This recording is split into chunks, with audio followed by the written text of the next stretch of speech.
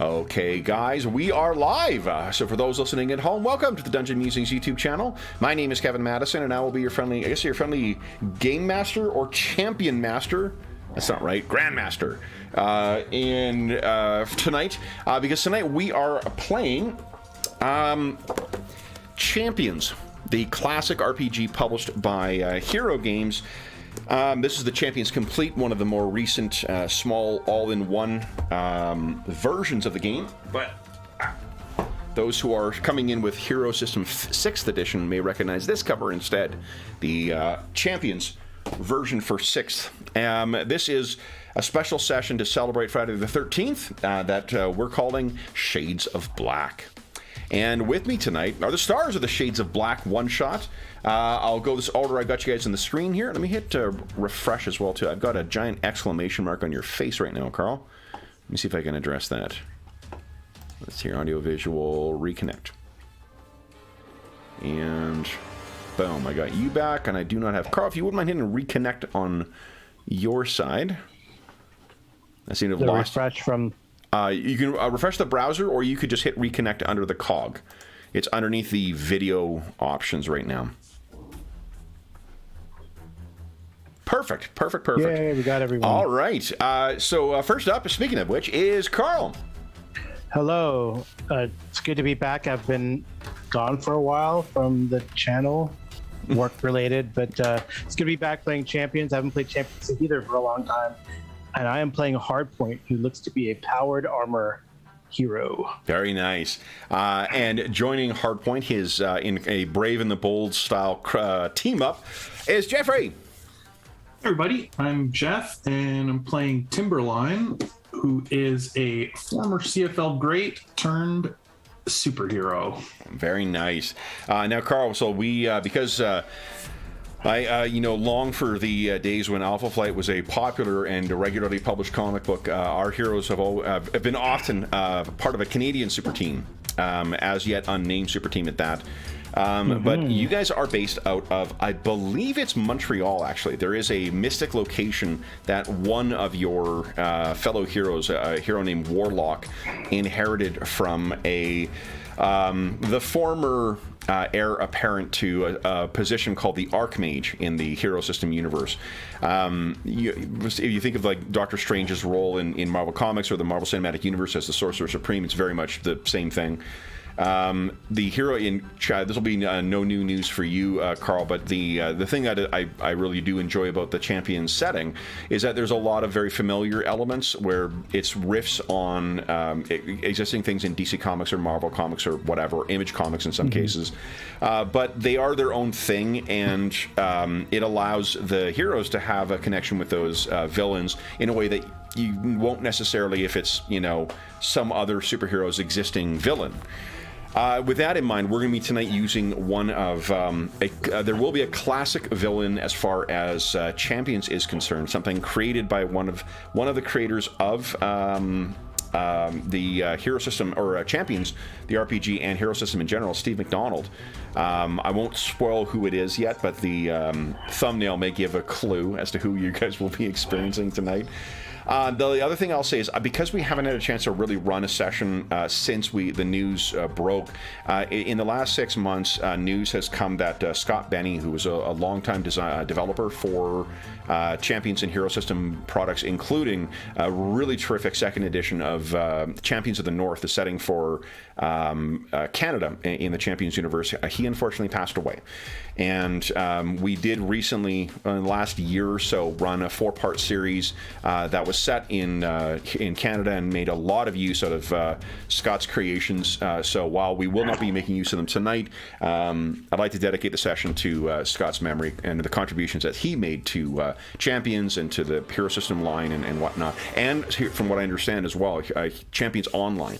He was a huge presence on there as well. So, yeah. So anyway, on that cheery note, guys, let's talk about where our session takes place. So, in the Champions universe, there was an event in the late 90s that I can't remember if it was called just the Battle of Detroit, but there was an event that basically destroyed the city of Detroit. And in its place was built a new city, something called Millennium City. Millennium City is right on the border of U.S. and Canada, just like where Detroit used to be. And guys, there is the map where Millennium City is located. You can see Windsor and Ontario is just below there. The reason that it is important to know about this is that superheroes and supervillains, supervillains at least, they rarely respect the sovereign borders of independent nations. And as such, your activities as superheroes in Canada have sometimes caused you to cross over. And one of those fairly recent activities, both of you guys at this stage in your career are fairly fledgling heroes. You're not, like kids necessarily, but your superheroics are not super, they're not extensive. We're into the first 12 to 24 issues of your longevity, as it were, as opposed to, something like Amazing Spider-Man that's coming up on 1,000 issues. I think, Carl, if you can Carl, if you wouldn't mind changing your display name to have Hardpoint up. Yeah, because I'm going to forget otherwise, because I just have the attention span of a housefly. But Carl, it's actually your character who's previously dealt with a detective in Millennium City. A guy whose name is Detective Ray Marlowe. Oh, let me just turn down the music just a scooch here. I might have it still a little too loud. Yeah, there we go. This is a guy named Ray Marlowe, and this is because I've been rewatching The Wire. I figured this would be an appropriate draw for it. So you helped Ray previously with some fairly unusual case, probably in your case something related to one of the high-tech villains that bedevils Millennium City and the Canada and U.S., and likely something that crosses borders as well too. Well, he has recently reached out to you, and by recently I mean like within the day he has reached out to you because he has a case that he has said, I guess first off, how do you think Detective Marlowe would get in touch with you? Yeah, let me look at my guy. Sure. Now, one of the things that we talked about a little bit previously, I'm not the kind of Champions DM who makes you pay for things like your cell phone, anything you can expect yourself to reasonably have, as a person who's gainfully employed and whatnot. You have a computer, you have a cell phone, and whatever else. So you can feel free to take advantage of those things in addition to whatever's actually on your character sheet. Yeah, I don't know. Maybe we're a little old school and we meet at the local comic book store, since we have both. Well, at least my guy has he's a comic book aficionado apparently. So. Well, this guy, do you mean like he would get word to you for that? You would have to cross a border in order to get into Millennium City because you're in Canada. Well, he just calls me then on the phone. Okay, or like maybe, he calls me I probably have a special phone. Yeah. Well, I mean, you also have the connection. If I'm patrolling in my suit, it'll probably radio to there, I guess. Yeah. So he contacted you, and he had really all he says over, in the initial phone call was that there is a case that they are just, they feel like they're out of their depth on this. There is just not a clear explanation, and because of your previous experience, he's hoping that you can help him with this as well. In Millennium City, or around Millennium City? In Millennium City, yeah. He'll arrange for, I imagine there's some kind of there is a thing called UNTIL, which is like a United Nations international thing. I imagine there's some sort of approvals process, so you can just fast track your way. You don't have to go through border security or whatnot. Mm-hmm. And also, the neat thing with your headquarters is that you can teleport from there to elsewhere. You can't teleport back unless you get in touch with your colleague Warlock, but he appears to be occupied right now, as does what's his name? Who was the archer? Straight Arrow. So Straight Arrow and Warlock are occupied right now. However, Timberline is around. Jeff, why don't you tell us a little bit about Timberline? Yeah, what's his real name? So I don't just call him Timberline all the time. Yeah, Tom is his real name. Okay, yeah. Hardpoint, his real name is Mark. Mark, okay. Yeah, Tom was in the CFL, and he had some injury troubles and ended up on some painkiller troubles. But sort of after being forced out of the league due to that, there was a mystical connection with a super that his father was connected to, and he ended up gaining these powers, sort of super strength, and I don't know if he really has any other powers. Yeah, he's just a brick, super tough, he can jump real far. Super tough, yeah.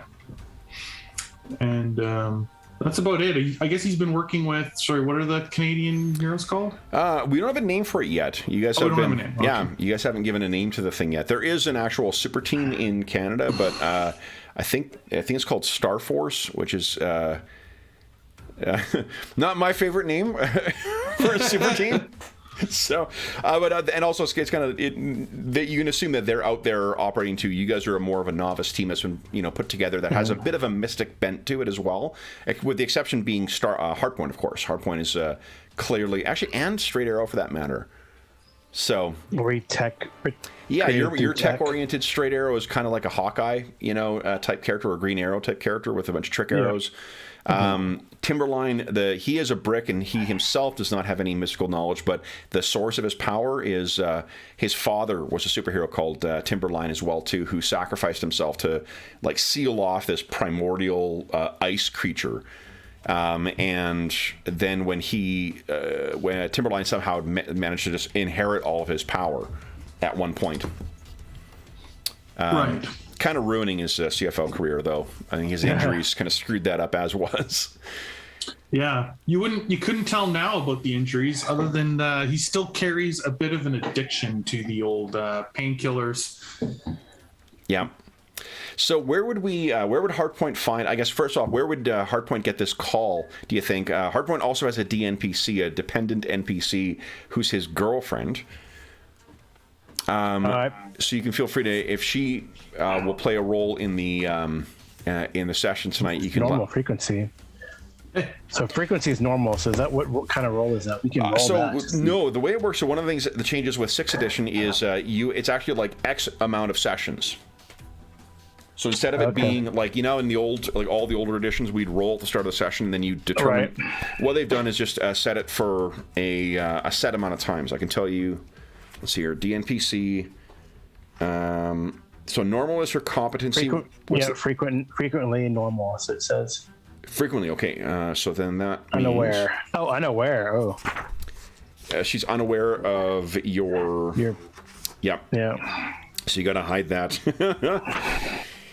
Let me see here. So here we go. Frequency is... Let's see here.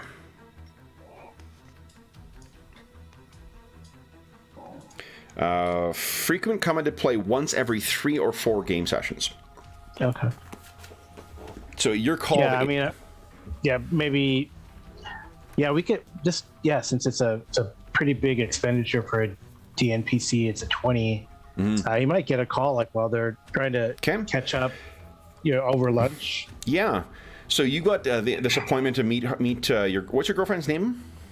Her name is Sherry Chen. Sherry Chen. Okay, so you're supposed to meet Sherry for lunch. Yeah, you've already missed the last 2 or 3 lunches, and then you get this call from Detective Marlowe, and this is probably the second time you've worked with him. You've only worked with him once before, but he sounded quite urgent. We can role play through the call if you'd like, or we can just set it up that. You've got a reason to go to Millennium City. Your call, your preference. Yeah, I think we don't have to role play it. I think he's going to get the call. It seems urgent. Okay. They only call if they can't handle it.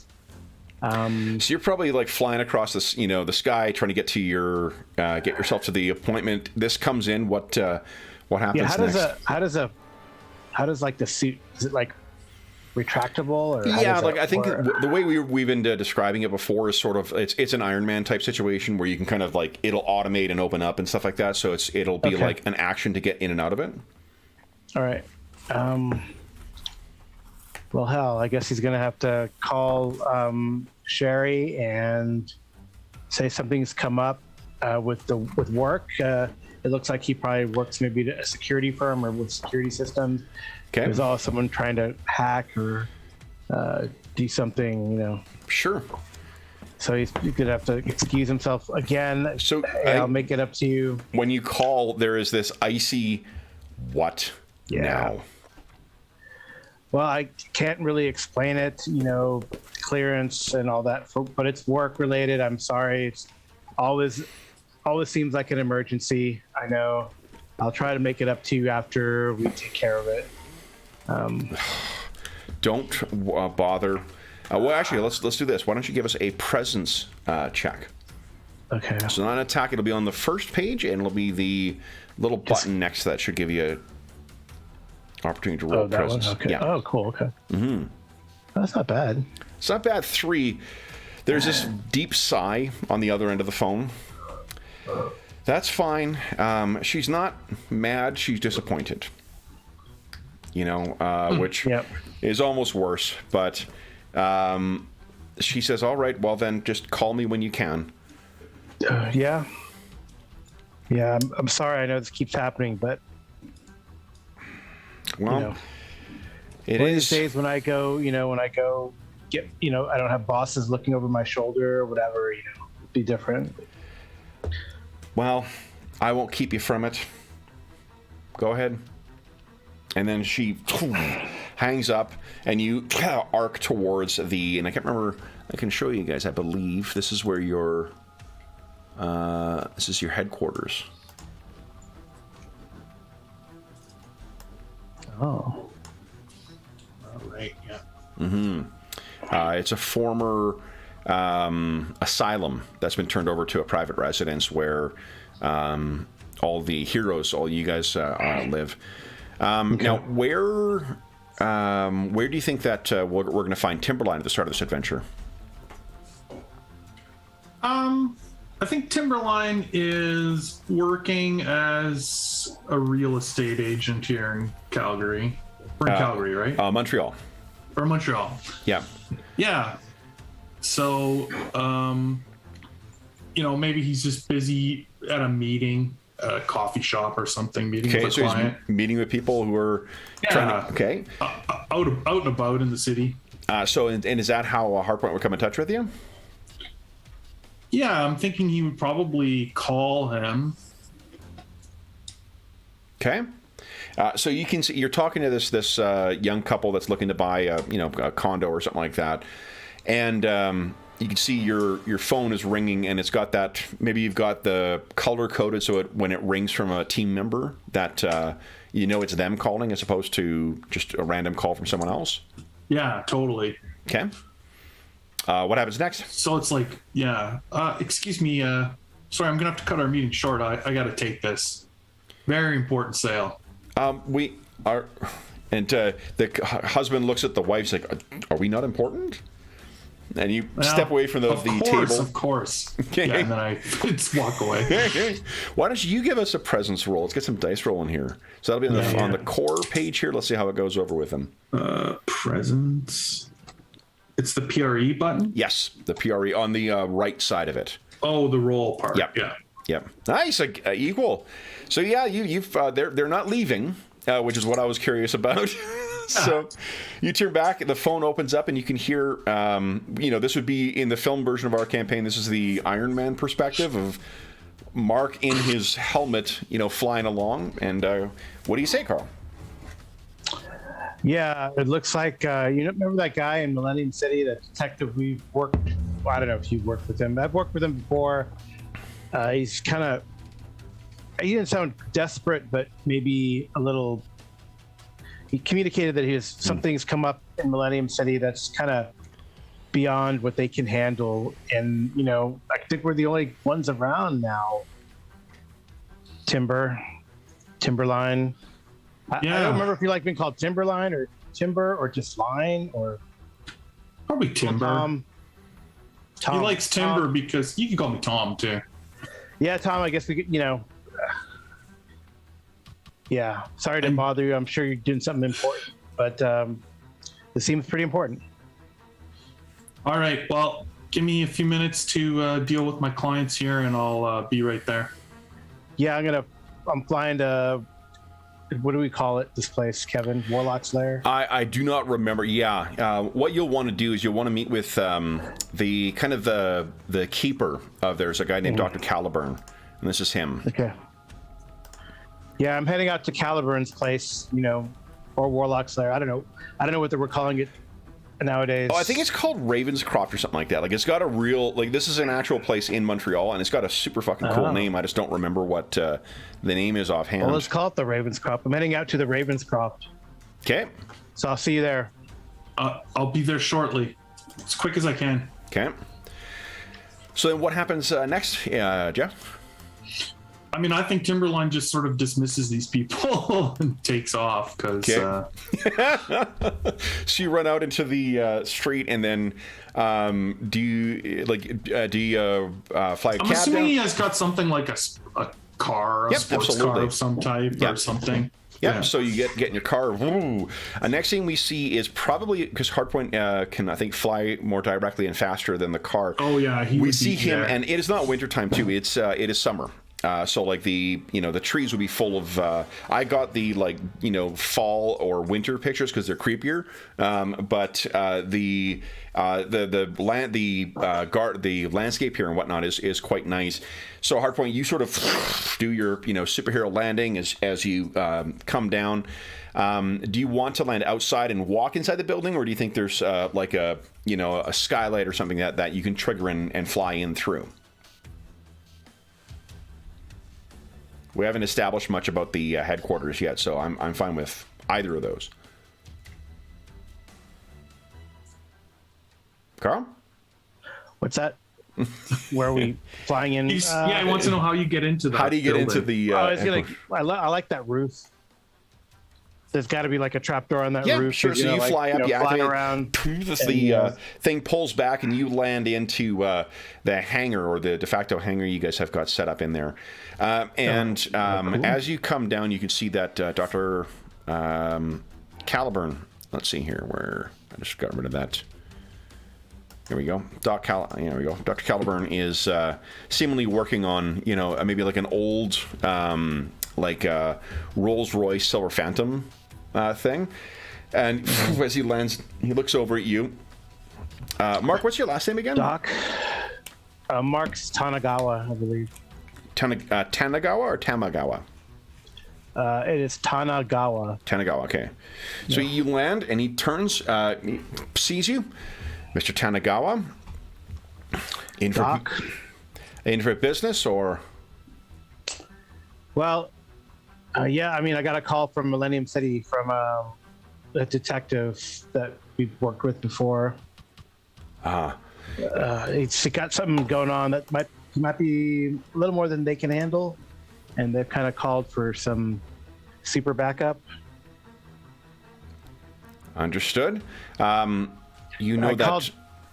called. Yeah, I know everyone's out. I called Tom. Should be here shortly. Well, perhaps I can assist with that. And he turns and gestures, and you can see there's a portal opens up. And Timberline, you're driving along, and then suddenly a portal opens up in front of you that seems to lead directly into the vehicle bay, or the garage. Oh, excellent. Okay, so maybe you're at a stoplight, and then it opens up. You drive forward into the hangar. It closes off behind you, and a driver behind you sort of is, there's a couple of cars that all sort of screech to a halt in the intersection after you vanish. Nice. It's just there. That should speed things up for you. Millennium City, you said? And it looks in. Yeah. And sorry, what is Tom's last name? Jeff, what is Tom's last name? Clemens. Clemens. Yeah. Mr. Clemens, perhaps a change of clothing may be in order if you are going as well? Of course. He puts his hand down and then like this, and then raises it up, and your uniform appears on you. Always feels like a little tight, so he always is like pulling it in the corners, in the armpits, and especially when it's been magically placed on, right? Okay, yeah, it's just there. Get you some of this type of tech. Hardpoint shows off and does his telescoping armor. Puts it back in. Telescoping armor again. Okay. We need to get you some of this tech, Timber. Yeah, I need Maybe, something I don't know. better. Yeah. Now, I take it that you've come here to facilitate fast travel to Millennium City? Yeah, I mean, we could fly there, but then I have to carry Timber, be easier to teleport. Yep. And we are happy to oblige, in particular if there is some way we can be of assistance. I feel like something is amiss down there. Oh, how do you mean? There's, as you know, my powers are not what they once were, but there is that feeling that remains. I feel that there's something stirring down there, but I could not tell you what or why. No. Perhaps this will be a fortuitous time to be going down. Did he say what precinct? I believe he did not. Okay, so I call him again, I guess. we'll hope to go with the chief headquarters, and he gestures once again, and this thing opens up, and you guys can see there's it's not a portal where you can actually things can accidentally walk through. It's got a bit of an odd, almost like looking through water kind of quality to it. And you can see there's a street that looks, it's a big city street, but it's quite new. You're going to guess that this is probably Millennium City. Yeah. So there you are. Call when you wish to return home. I can accommodate. Yeah, we'll give you a call. Yeah, we're appearing right in front of the headquarters. If that's where you want, yeah. Yeah, I mean, that seems like the logical place to start. Of any place to, at least in the Champions universe, to not have the inhabitants startled by the appearance of superhumans, Millennium City is kind of the place to be. So you guys step through, and then you find yourself in the streets of Millennium City. Now, I have an illustration that I have yet to put in a sheet here, but let me get that set up for you guys. It is a bright and sunny summer day as you guys arrive in Millennium City. And allow me to bring your tokens and yourselves. Grab your tokens. There we go. Over here. So here we are, guys. Welcome to Millennium City. Because the city is less than 20 years old and built in the ruins of... actually, it'll be 20 years old on the nose. The city itself is 20 or 30 years? 30 years. Brian said in chat that 30. 1992 is when it occurred. So the city is quite new. Everything has that sort of new veneer to it. There's not any old city. So I'm not sure. My mental picture goes to parts of the newer parts of downtown Vancouver. Just these nothing but glass and tall buildings and odd inventive structures and whatnot. With so many buildings that needed to go up so quickly, there was sort of free rein given to a lot of inventive architects. But you know precisely where you need to go, and you know precisely the process to go through to get in touch with Detective Marlowe. Okay. Okay. Yeah, so kind of go up, and I don't think we're going to fly to the floor that he's on. We'll just go through the main door. Okay. And kind of go to the front desk or whatever the equivalent of that and say, hey, we're looking for a Detective Ray Marlowe. He kind of gave us a call. Okay. They look up, and given that it's the police headquarters for the Millennium City PD, it's not surprising to see men in costumes or power suits or whatever coming in. At least you're not bringing a pet dragon. So they look up. Without a word, they pick up the call. Yeah, Detective, you expect him to... Yep, they're here. Yep. Okay. Puts the phone down. Gestures to a bank of elevators to the right. Over there, floor 10. You can get up there. That you should be able to ask the whoever you see. They'll put you towards Marlowe. Okay. Yeah, great. Thanks. Good day. He looks at you as you're walking past Timberline. He says, "You." One of the guys, I guess, says to the other one, "Who is that guy then? Captain Canada?" He says, "Nah. It's got to be the hockey hero, right?" So you guys make your way over to the elevators. You make your way up to the 10th floor, and you're very quickly introduced to Detective Marlowe. As he approaches, he has a look on his face that is concerned. He clearly has something that's troubling him. His brow is furrowed, and he says, "Hardpoint, I'm glad you were able to come, and you brought a friend as well." Yes, this is Timberline, also from Canada. Puts his hand out. He kind of looks down at Timberline's costume. You don't say.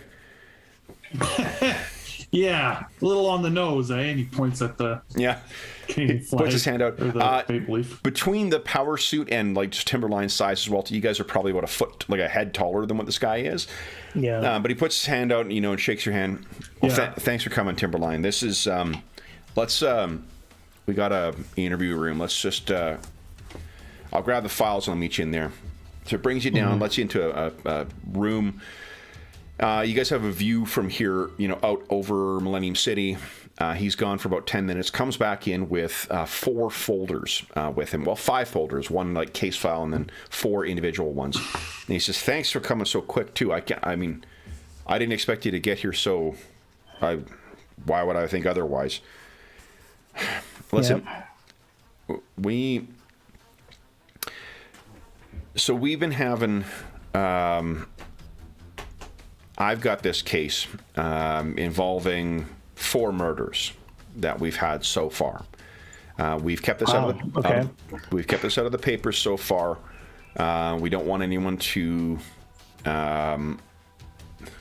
We don't want to encourage any copycats or let the perpetrator know how far along we are. But this is just. He shakes his head. Remember that last one? Well, this one, I can't make heads or tails out of it. It's just, this was straight police work. I'd have no, I'd have my head on straight. But this is just into weird. And I don't do weird. So I'm hoping you guys can help. Here's what we got. We got 4 victims, all female, all residents of Millennium City, all victims born the same year. All victims you would consider physically attractive. All victims were unmarried. None had a criminal record. And every one of their bodies was moved. So he places 4 folders down in front of you. The full contents of that, guys, are in the PDF I sent you. But also we'll touch on the highlights here. So, victim number 1 is Tanya Morris. 5'10", 119 pounds, black hair, brown eyes, and she was black. She was employed as a sales representative for a pharmaceutical company, last seen at approximately 11 p.m. leaving a nightclub, the Songbird, located near her apartment in Rivertown. Her body was found floating in the Detroit River by some boaters some distance away from Millennium City. He pulls out a handout. Let me do this for you guys. I forgot to bring it over. So you can see that on the map there. He's got marked where Tanya Morris's body was found. Yeah, got it. Okay. Victim was killed by a single knife wound to the heart. The wound was inflicted with a bladed weapon. The blade has an edge on both sides. It's at least 6 inches long and 2 inches wide, and it's curved at the tip. The wound was made in a simple, precise thrust. Considerable strength, but not superhuman, was required. And the angle of entry indicates the blade entered the victim's torso directly over the heart and pierced the rib cage without sawing or repeated stabbings. Based on the angle of entry and lack of blood in the body, the victim was probably supine when stabbed.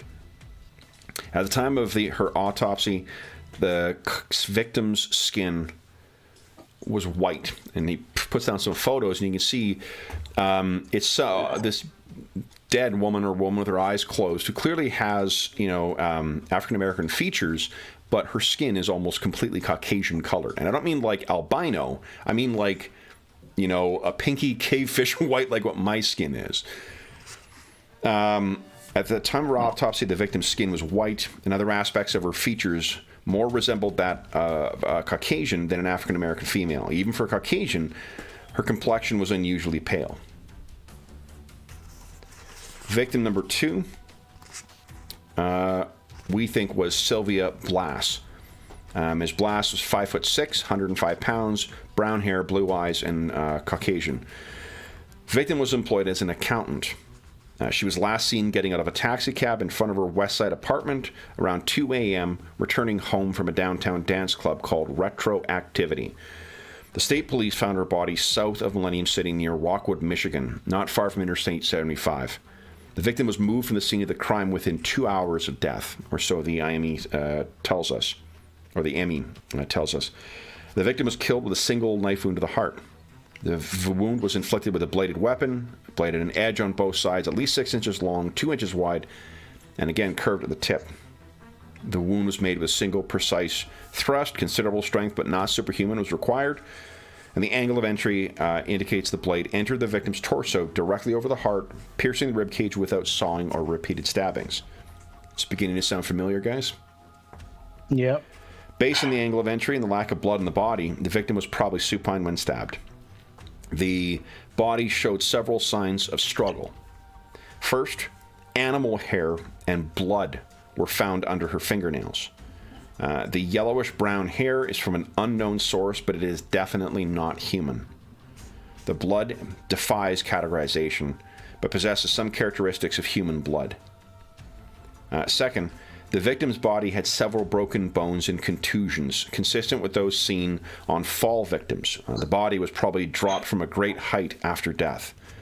At the time of her autopsy, the victim's eyes were yellow. This conflicts with her driver's license and other records which indicate blue eyes. 2 of the victim's friends have also confirmed her eyes were blue, not yellow.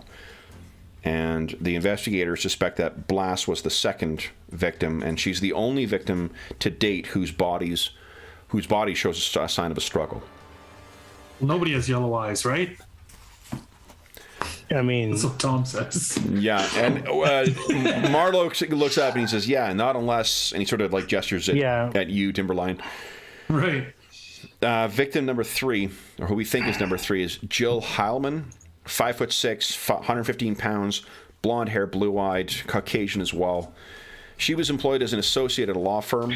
She was last seen at a play at the Majestic Theater in the Theater District.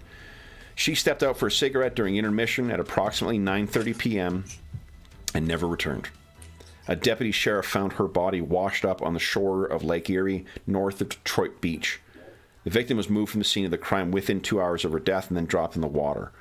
Single knife wound to the heart, wound inflicted by a bladed weapon, edged on both sides with a curve at the tip, single precise thrust, up angle, down into the ribcage without sawing or stabbing. But based on the bloodstains on the victim's clothing and skin and blood flowing down the body to the navel, suggests that the victim was standing when stabbed or propped up after being stabbed. At the time of her autopsy, the victim's height was 5'10". According to her medical records, she was 5'6". Several other body measurements are likewise dramatically different. And then our 4th victim, who we believe to be the most recent, Hillary O'Connor, 5'4", 125 pounds, brown hair, brown eyes, Caucasian. She was employed as a waitress at a downtown restaurant where she worked nights. She was last seen working around midnight, heading for her apartment in the Plaza District. Her body was found by hikers in the Lake Erie Metro Park, south of Millennium City. The victim was moved from the scene of the crime within 2 hours of death. Victim was killed, again, single stab wound, same characteristics as the others. In the opinion of the examiner, it's possible that the wound was self-inflicted. The deceased could have held the weapon in both hands, level with the heart, and thrust forcefully. However, it seems unlikely a suicide would possess the strength and determination to self-inflict such a wound. Furthermore, the movement of the body post-mortem tends to cast doubt on this theory.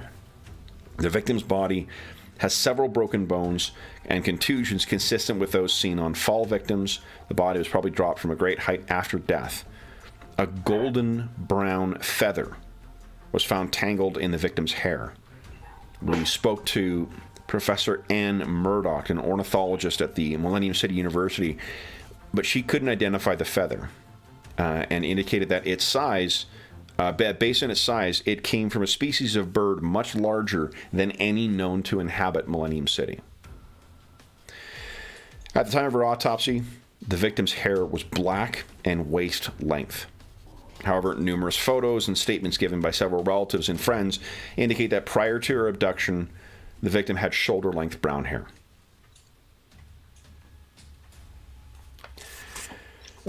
So one was shorter, one had their color drained, one had yellow eyes, and one, their hair was changed. Yeah. So here's what we have so far. The murders began nearly 4 weeks ago. Killers frequent downtown Millennium City and identify suitable victims in public places located there. Once he's identified a victim, the killers abduct her when she's alone. Since only one victim shows signs of struggle, Sylvia Blass, the killer is potentially known to the victims or possesses considerable supernatural or superficial personal charisma and charm. As of yet, the police have identified no acquaintance that all 4 victims had in common. Another possibility, one indicating the involvement of a superhuman criminal, is mind control or other superpowers allowing the criminal to overwhelm the victims easily. Once he abducts a victim, the killer takes her to an unknown location, likely south of the city, stabs her to death, and then quickly removes the victim's body from the scene of the crime. Judging from the falls suffered by the 2 victims, the killer flies the victims from the crime scene, another possible indicator that the killer has superhuman abilities. The unusual nature of the murder weapon may indicate cult involvement, but none of the victims were known to have any associations with cults or any other unusual organizations. Neither the locations of the abductions, the timing of the abductions, the projected times of death, or the locations where the body were found suggest any kind of pattern, either separately or in combination with the other elements. And he kind of closes the folder. Put more plainly, gentlemen, we don't know what to make of this. We got 4 dead women. Yeah. So, on its face, does any of that mean anything to you? Not really. I mean, the common link is this unusual murder weapon. Do you make anything of that?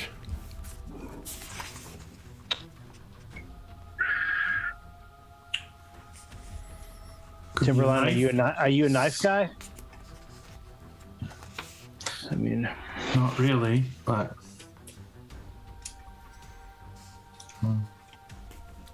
so yeah, I mean, we don't want to wait for. And when was the last one? The last victim was. Last victim was, I believe, 5 days ago. 5 days. 6 days ago. And they've been happening weekly. They've been happening. Is there a pattern to them? Roughly every week, but there's no pattern to the timing. We have one who went missing at 2 a.m., one at 9:30 p.m., another at 11 p.m., and another.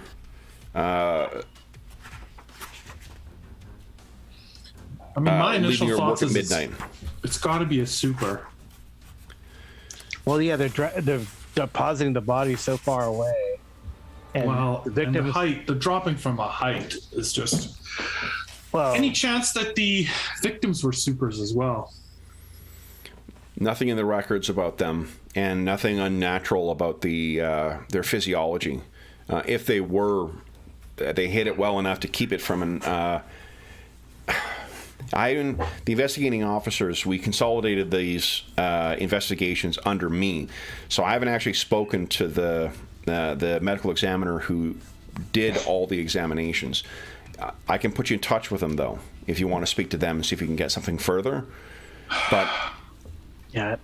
we're at a loss right now, and this is clearly anything you can do to help us. I know you operate in the Great White North more, but any help you can offer here. Yeah, I mean, does a super with giant eagle feathers ring a bell? Several. We don't know it's an eagle feather is the thing. We know it's a feather. A species of bird, yeah, that There are a golden number. brown feather. Yeah, I mean, yes, I'm thinking like a golden brown feather. Yeah. Let me see here. There are what we had heard of the what's his name? Hold on. There we go. Dark Seraph is someone we thought of. So I don't know illustration of this, guys, but Dark Seraph is the leader of a group called the Crowns of Crim. This is what. Yeah, it doesn't seem the right color, right? It's not the right color, and he and his kind, they're not strangers to this kind of, they don't try and hide what they're doing. And in fact, why don't you give us a, see what you know about Dark Seraph. This is that superhuman world? Yeah, superhuman world roll. Why don't you give us? No, I don't know much, I guess. Okay. You gotta roll under, right? Roll under. You gotta roll under. Yeah, it's always roll under. Well, at least you got. So what you know is that Dark Seraph is the leader of the Crowns of Crim, is one of the most powerful mystical supervillains in the world. The iron crown he wears has transformed him into a black angel with potent powers of evil magic. And Yeah, I figured this guy would just blast him or something with magic. There's no indication, just a sort of stab wound. you're also It aware that seems there is. uncharacteristic. Yeah, there is an organization called Demon in here as well too. It's sort of like a That's right. supervillain equivalent of like a supernatural kind of evil version of like Hydra. But if they're involved, like this, then it's definitely something that you're going to want to stop. But perhaps if you could detect, some kind of they still have in the in evidence, they have both the fur that was found under the skin, the blood, and the feather. Right. Oh, well, maybe, if we have access to a chemistry lab, then maybe we can figure out, maybe there's traces of where, if the person, especially the person who struggled, maybe there's traces of any, dirt, rocks, whatever. Yeah. Yeah. Sure. So we can give, if you think that will help, we have all the bodies. Yeah, I can't see the feather. Is it a drop from a height? It's kind of.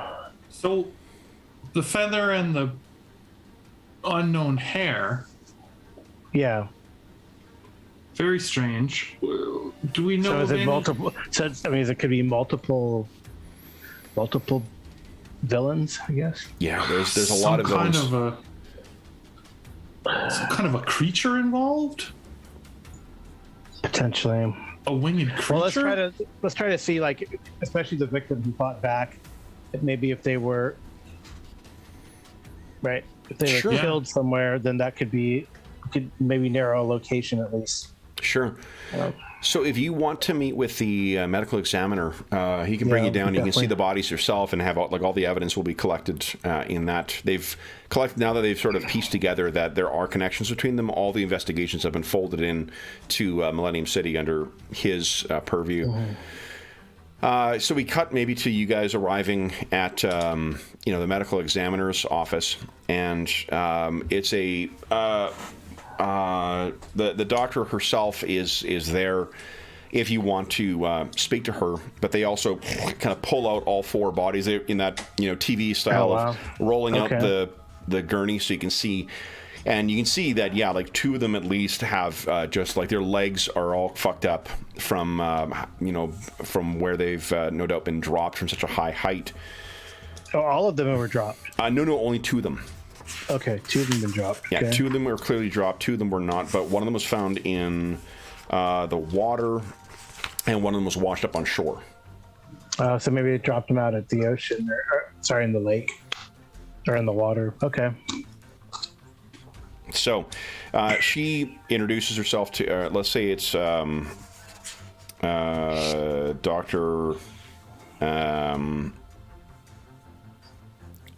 Ginther. And she, says, I've got the evidence over, and she gestures over to sort of where everything has been collected for you guys. I didn't have a chance to talk to Marlowe, but I wasn't the one who did the initial assessment, but I found some other interesting information that might assist here. I can tell you that there are fibers found in some of the victims' slacks and stockings, and she gestures sort of the bundles of clothing that we've identified as coming from what would be an expensive Persian rug. We've also conducted analysis of soil samples found under the victim's fingernails that show that she was near the coast, or one of the victim's fingernails that shows that she was near the coast at some point during the abduction, perhaps after death. The cuts on... Wait, you mean that you suspect that where they were killed may have been by the shore? Yes. Okay. If you can see, and they bring you over to Sylvia Blass's body. Yeah, she was... It says these... if you can see some of the cuts on her body, if you look at this, while the fatal wound seems to have been administered by that blade, these cuts, and she sort of gestures on the arms, the defensive wounds, these were made by some sort of claw, as if like by something huge. We're not talking a puma or something small, something we might find in the woods. We're talking a lion or a tiger sized creature. Okay. I also found in the So initial... how do you explain the feather? How do you explain? The feather, then. I can't. Do we know of any... I don't know. I guess griffins or... Griffins, this is a world of... So this is very much like the Champions world is very much like, the Marvel or DC universe where fucking anything's possible. Yeah. So like griffins aren't a thing that you would see around, but I mean... But you say lion with a giant... Yeah, Hardpoint certainly wing. strikes me as the type of nerd who would know exactly what a griffin is. So it is not unreasonable for you to make that... I mean, you're not aware of any griffins? Yeah. But I mean, like, you live in a magic mansion where they can teleport you to different places with magic. Sure. So, it's not out of the realm of possibility.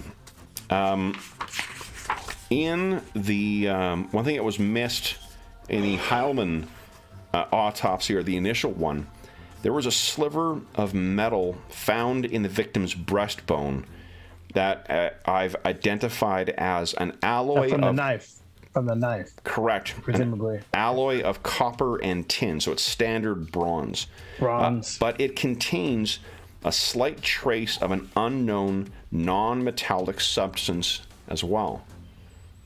And she kind of shows you the spectrometer, readout for this stuff. Why don't you give us a chemistry check there, Hardpoint? I think you're a science So you got some nice. Oh, not great. So here, actually, you could spend 1 point of luck to bring that down to an 11. Yeah, I'll make it work for 1 point of luck. Sure. Yeah, do it. I can tell you that the thing that is being displayed there is nothing natural about it. The metal. The metal is definitely it's bronze, but the other substance that's in there, whatever it is not natural. Whether that means it's alien or it's magic or whatever, or some kind of super science element, you have no idea. All you know is that it is most definitely not something natural. Does it have any? Is it radioactive? Does it have any sort of other detectable signature? No, it is not radioactive. It is just so it isn't a threat to anybody.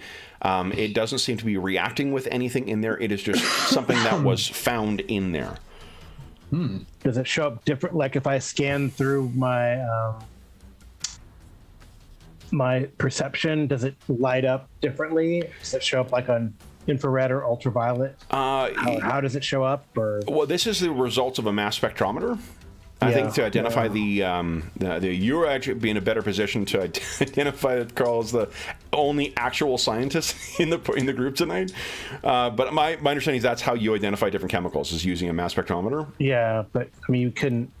Yeah, I mean you can use your. Yeah, why don't we do this? Why don't Is you it give so us? weird? Is it so weird? I mean, maybe I could jury rig my my perception to kind of detect that. I don't know how. Yeah. So why don't we do this? What skill do you think would be at play here? I have inventor, electronics. Inventor sounds perfect. Why don't you give us an inventor check?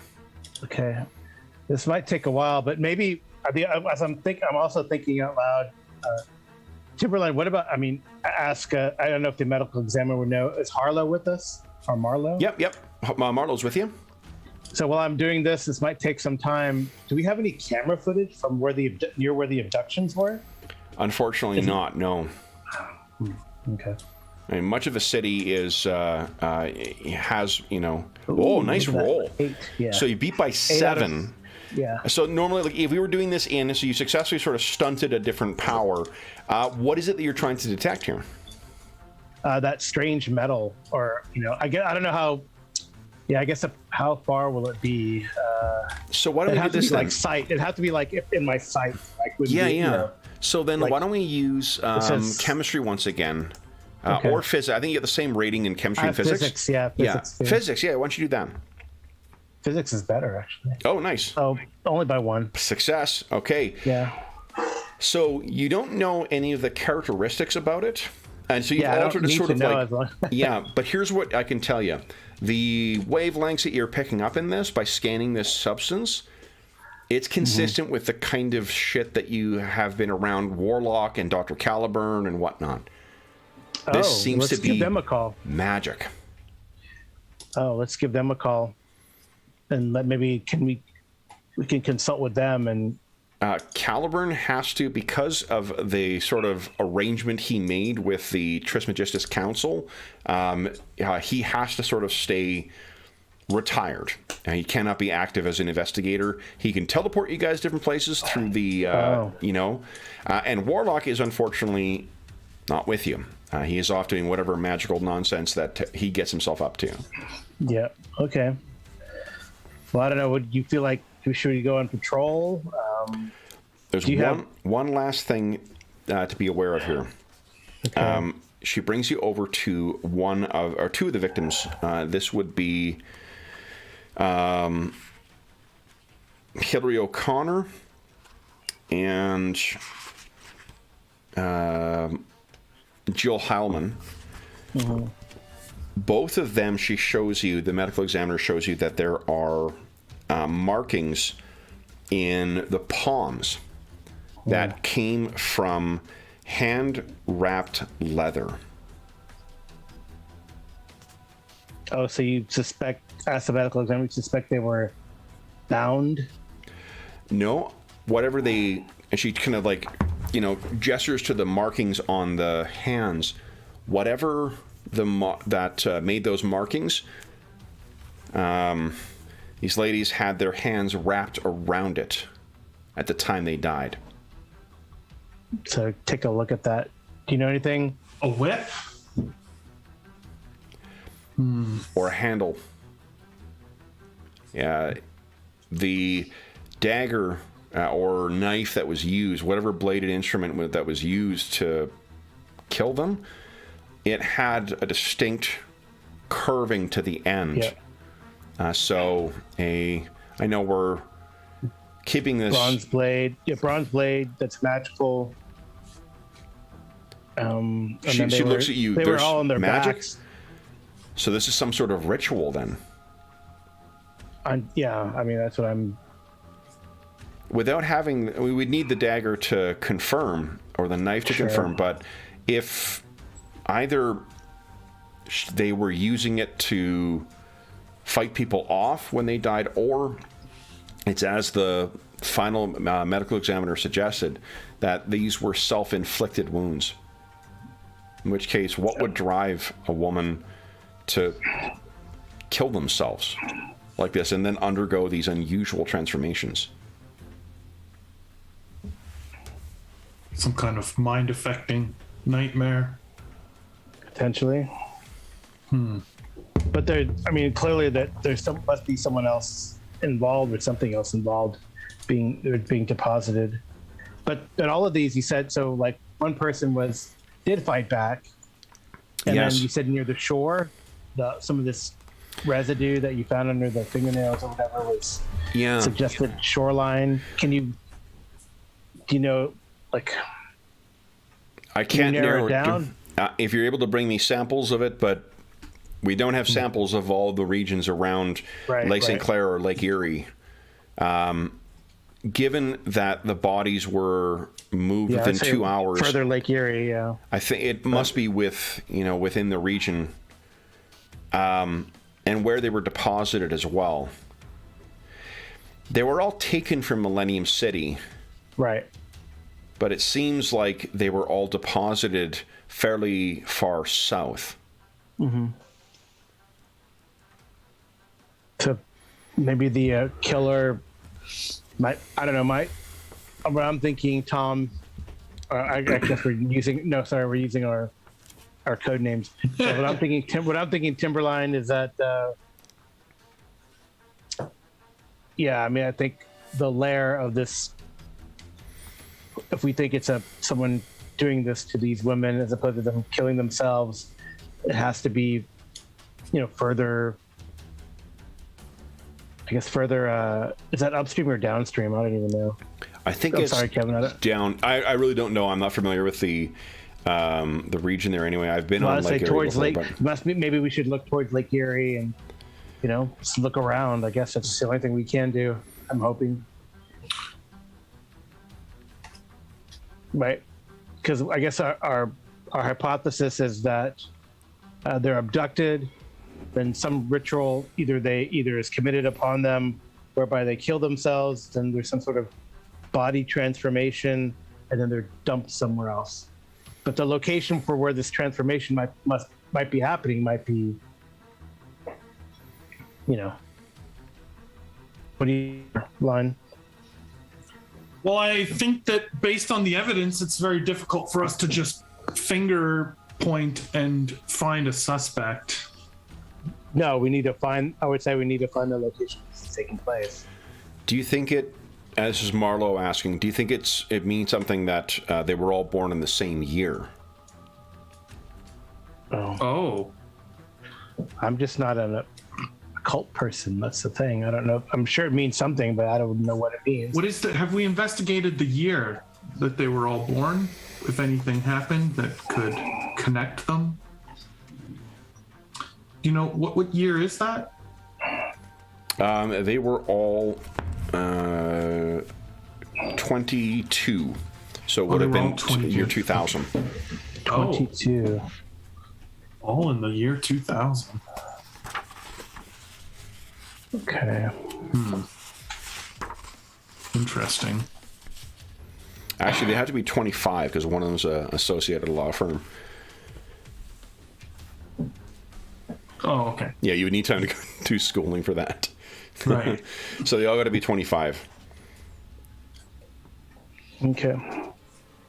So 90 before the or after the Battle of Detroit. So it doesn't, and you would, Harper, with your role from earlier for Superhuman Worlds, you would know that there's not really, you can't think of in your mind any one specific supernatural magical threat. Like well, other than noting that like the supernatural threats tend to come in like one of two varieties. They come in the very secretive, trying to bring about the end of the world, or they come about in the like catastrophically destructive, trying to end the world. The Dark Seraph and the Crowns of Krim are definitely in the latter category. They're the kind of fuckers who show up and then start like trashing stuff and trying to bring out their plans. Well, Marla, do we know of any like demon hideouts in Millennium City? Maybe we just gotta knock in some heads and find out what's going on that way. I don't know. Or any Demon's been quiet. If they are active in Millennium City, I haven't heard anything about it. Okay. Do you think that might be the connection here?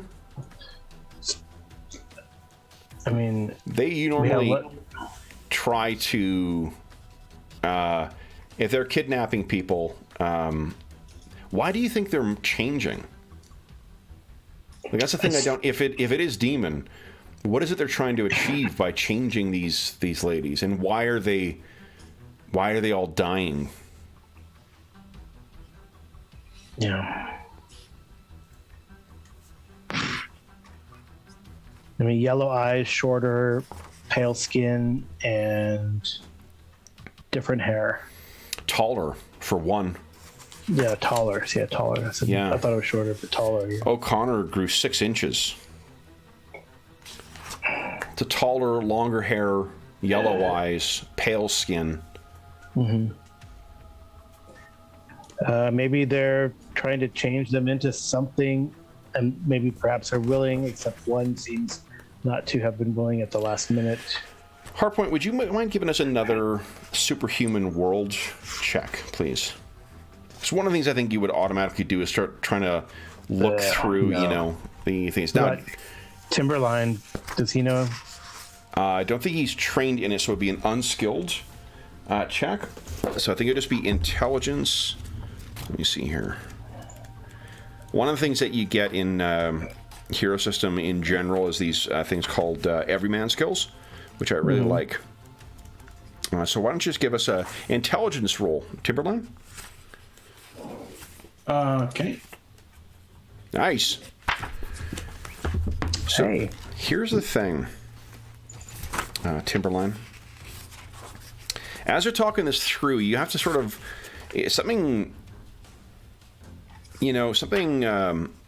rings a bell here, and you check you thought you read a news story. Do you think that Timberline's the type to sort of like, monitor the news about, supervillains, activities and such? Or does he just sort of like idly keep an eye on the news? I think he would be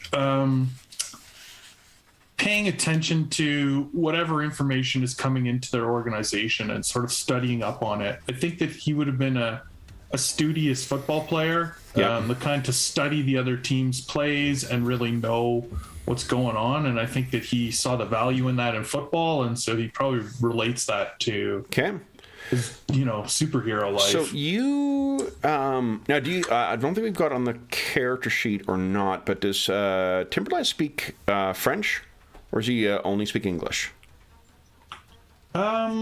Probably like mildly, like like took it in school till 10th grade kind of thing. Like could pass it off if he had to, but if he got in a conversation, he'd be instantly confused. He's a Western Canadian.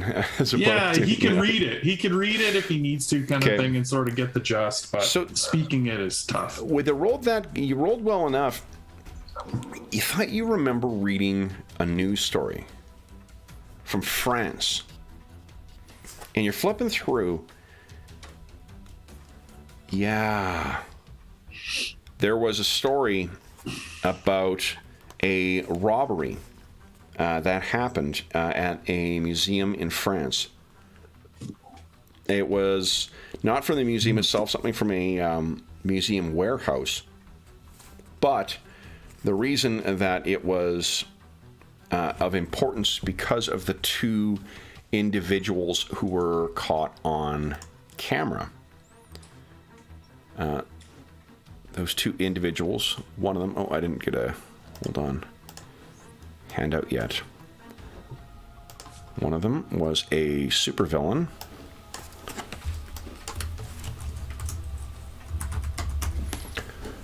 Who is known as Talisman. Looks like this. Whoa. And the other is a superhuman known as the Black Paladin. Looks like that. And they were caught, or they got away? They got away. They were caught on camera. Both are supernatural things. You guys, you can give us a superhuman world roll if you like. Hardpoint, see what you know about those two. Yeah, if I bring them up. 6. Yep. Oh, nice. Oh, excellent, excellent. Okay, great. So one of the very fucking cool things that they do in the villains source books, there's 3 volumes of this. They have charts on the side, like as not charts, but sidebars with like, if you roll just the basic, this is what you get, and then each more information cool. you get. Yeah, it's really, really cool. So here's what you know about. We'll start with Talisman because that's the one near the back of the book. Talisman. Oh, and I thought ahead and marked the pages. Look at that, guys. Fucking learning. I can be taught. All right, so Talisman. Talisman is a powerful super mage whose power focus on, but are not limited to, the manipulation of shadow and hellfire. Talisman and the superheroine Witchcraft of the Champions are twin sisters, and you rolled well enough to also. Talisman seems to get along with most other mystical villains, including Dark Seraph, and rumors occasionally claim that she and the Black Paladin have had or are having an affair. Interesting. And then for Black Paladin, what you know, the Black Paladin is a powerful supervillain who claims to be a knight from Arthurian times to have once defeated Sir Lancelot. His mace, sword, armor, and shield are all enchanted. He also possesses a magical lance that he uses when riding his demonic steed, Darkling. From 2003 to 2009, Black Paladin was imprisoned in Stronghold, although the government never uncovered his true identity, and he escaped when Menton broke free in 2009. Menton is the most powerful psychic in the entire Champions Earth. Black Paladin also knows a few spells, such as ones to create blinding fog and to summon demons. Since resuming his villainous career in 2009, he apparently has the patronage of Baphomet, the Lord of Wrath, an arch-devil that granted him extra abilities that he did not have before. You've also heard, Hardpoint, because of that really great roll, the Black Paladin suffers painful burns if splashed or immersed in holy water. His power is quite literally hellbound. So what they stole was a dagger, and the picture that you see, Timberline, is it a curved dagger? It is about a 6-inch dagger with a curve at the end, made of bronze, with leather straps on that make up leather bindings that make up the handle. Interesting. So what are they trying to do? And these does Talisman have eyes? Does Talisman have what, Carl? Yellow eyes. Talisman does not. Talisman also typically has quite short hair. I can actually put their Waist, waist like that. Yeah. Yeah. Well, and this dark thing that he rides, is it bird-like? Darkling, no, it is a very much, like a hell, like what a nightmare is in AD&D. Okay. Yeah, very similar to that. I mean, it's possible the knife fits, but one, how do we track it down? How do we put out an APB for these folks? And yeah, I mean, we're used to, moving through the city and hunting bad guys. I mean, that's what we do, right? So, Timberline would have like a lot of surveillance type Iron Man shit, I'm assuming, and Hardpoint has that kind of stuff. Yeah. Sorry, Hardpoint. Yeah. We have potential suspects, and I will probably inform Marlo. I guess Timberline, you can inform Marlo what you suspect, and I give him a rundown. Detective Marlo asked if they... Looks like they stole that knife. I don't know what they're getting at, and why are they... So if you show the knife to the medical examiner, she can confirm that's exactly, it is exactly what would make the kind of wounds that killed each of these women. What if it's some kind of a ritualistic knife and they need these killings to empower it to summon some kind of demon or something that they're up to? Detective Marlowe says, well, why here then? And why to transform why the women of the same year, and why Millennium City? They're like, and why move we're the not magical bodies? Folks. Why move them before they kill them? Well, I would say that's just to distract us from, where they're actually being killed. But I have as a player, have some suspicions. But I don't know if Hardpoint would know any of this stuff. You can go ahead and share them, Carl. I mean, it's not. Like maybe that doctor who hangs out at our place. Caliburn? Yeah, Dr. Caliburn has talked to us about ley lines, or I think you can assume all of that stuff. You guys, many of the adventures, like the last adventure that you guys all had, involved, like I said, a primordial ice god that was locked away and trying to free itself thanks to a horrific bear-like trickster spirit called Tillinkut. And they faced the manifested unquiet spirits in the old asylum, as well as a bunch of raised giant draugrs. So you guys have had, time around magical shit, even though it's not your wheelhouse, Hardpoint. You're definitely familiar with that kind of stuff. Yeah, it's possibly there's like some conjunction or convergence of ley lines. Why Millennium City? It's close by.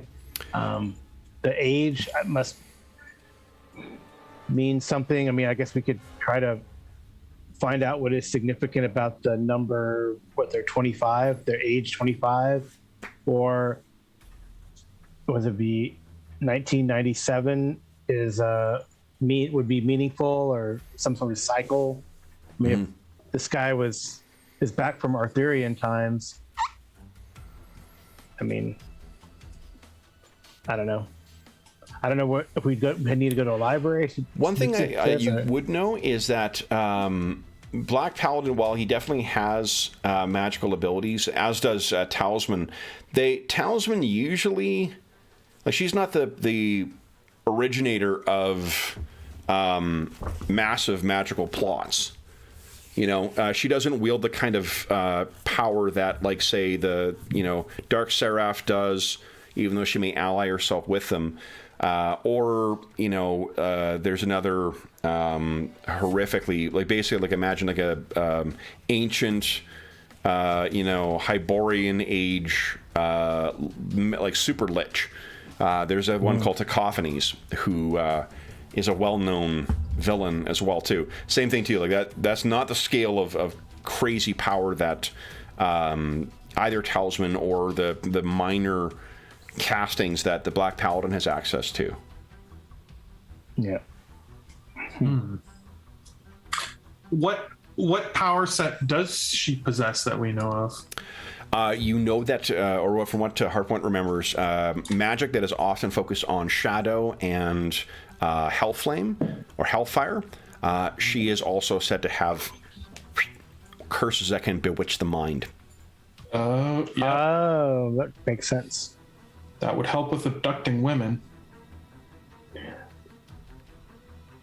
Right. In Millennium City, is there some sort of rundown church or nasty place that such villains might feel comfortable in? In Millennium City, there are, I mean, in spite of it being built, 30 years ago, there still is, less fortunate parts of Millennium City. You could look around in there, but without any way to necessarily gauge, to measure that, like what power it is you're looking for, or even knowing what it is you're looking for. Yeah. What about in the like outside of the city? Are there like any old ruins? Yeah. I mean, like this whole region. This is skipping only just to the colonial history. This whole region is sort of some of the first parts of Canada and the northern U.S. that were settled by the British. British and French are all around this whole region. So yeah. So what do you? So yeah. So what do you think, Timberline? Should we go out, patrol around Millennium City to look for these folks, or? I don't know where they'd be hiding out. Patrolling, surveilling, those are my best guesses right now. I mean, that's what I'm used to doing.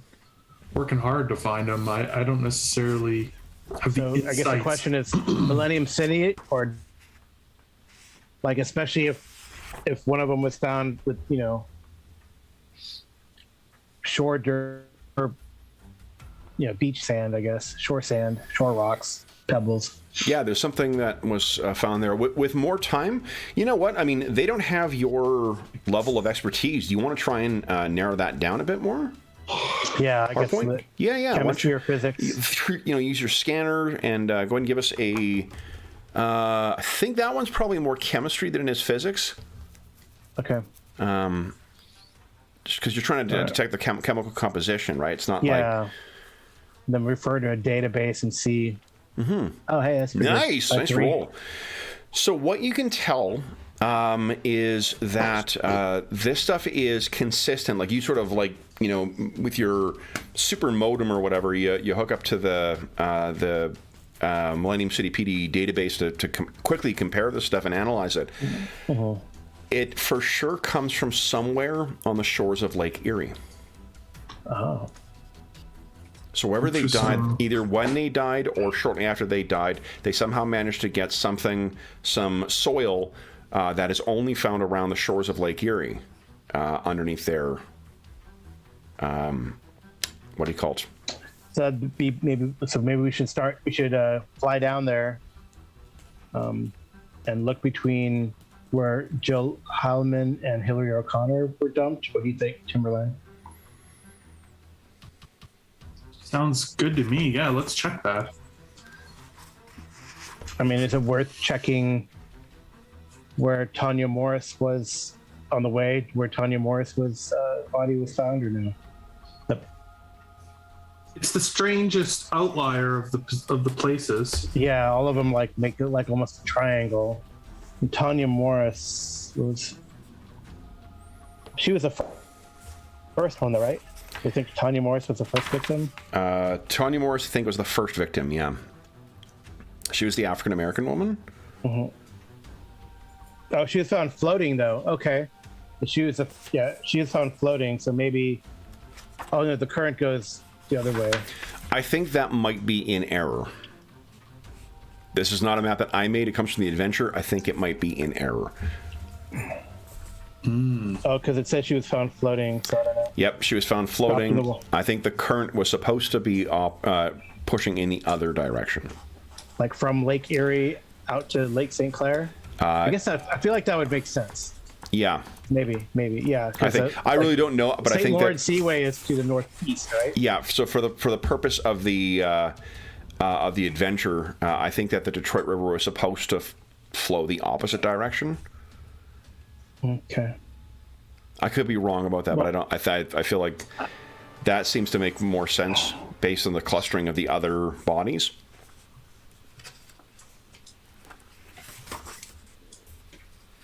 Well, we can Google and see. Yeah. Yeah, true. Oh, it does actually go southwest to south, actually. So it's southwest and south. So that's correct? I don't know which direction is south. Southwest. So north is, so it flows southwest. Then, So yeah, it that's would go correct. through, like, No, from Lake St. Clair down in there. Well, it is, as you said, Timberline, it is an outlier. So I think we would be good to look at that triangle, concentrating along the shore. Are there any, like, is there any ruins or anything, any sort of either ruin or geological formation that is odd along that area between where Jill Heilman or Hillary O'Connor's body was found? Not that you know of. Yeah, but I guess it's not that jumps Lake out. Shore could be anything. Now, while Dr. Caliburn can't physically be involved with investigations, and unfortunately Warlock is off doing whatever magic nonsense he's up to, you can contact him for his knowledge. Right. Yeah. So I was If you going to choose ask him to. about potential ley lines or whatever. Say we were dealing with we feel like we're dealing with a ritual situation, and are there any ley lines between Millennium City, going along the shore southwest along Lake Erie? Sure. So That's what I would ask him. yeah, sure. So if you call him up, he answers, Mr. Tanagawa, finished already. Oh no, I feel like we may get it with your knowledge. We might be able to get a break in the case. We feel like there's a ritual situation. Timberline has ID'd something, one of the clues in the investigation from something that our friends Black Knight and the Talisman may have stolen in France, a couple months ago? Black Paladin. Black Paladin, sorry. I don't want to Okay. say Black Knight. Black Paladin. And we were wondering if there are any, because it seems like there's some sort of ritual, I don't know what the purpose is. 4 women have been killed, and is there a ley line along the Detroit River between Millenniums? Some sort of nexus. Magical point of convergence. Yes. Yeah. There- Nexus, magical convergence point. Around Lake Erie, you say? Yeah. There are certainly places of power, and places of power that go back to very old times as well, around all of the Great Lakes. But in more recent history, though, 2 things of interest that may assist. In colonial times and in the years afterwards, as there was everywhere in the world, secret societies of mystics, sorcerers, and black magicians were active in all of the colonies. And a favored place for such practitioners to make use of their skills and practice their blasphemous arts were places away from the others. From what I understand, there are some impressive ancient mansions to be found around many of the Great Lakes that would envy would elicit envy from even the Great Beast himself and his mansion on Loch Ness. Okay. Well, Have you found? I say we go patrol along the shore. Well, go ahead. You were saying, Doc? If you are patrolling, decide whether you wish to draw attention or not. Mystics are quite protective of their places of power and often have agents keeping watch.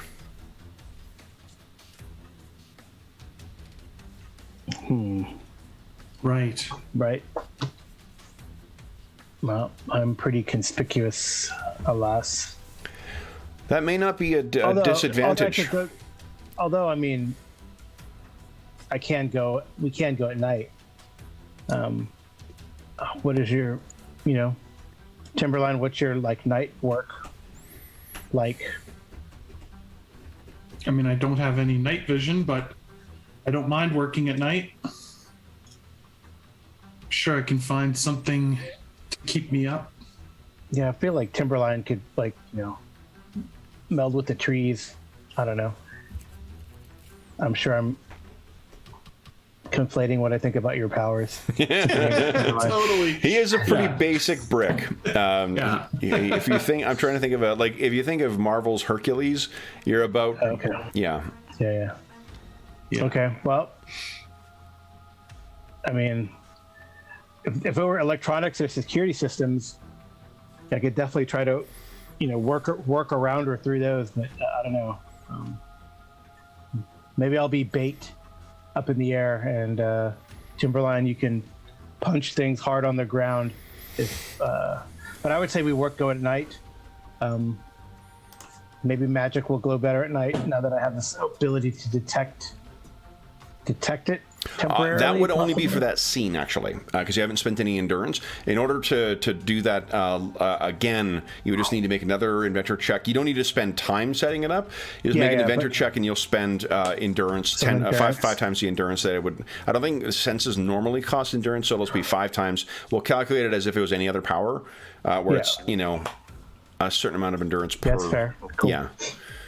Okay, so there's a handout. Put it down there. And just for any purists as well, too, guys, I tweaked an existing image to give the Black Paladin image, just if you're curious what he looks like in the source book. This is what he looks like in the villain's book.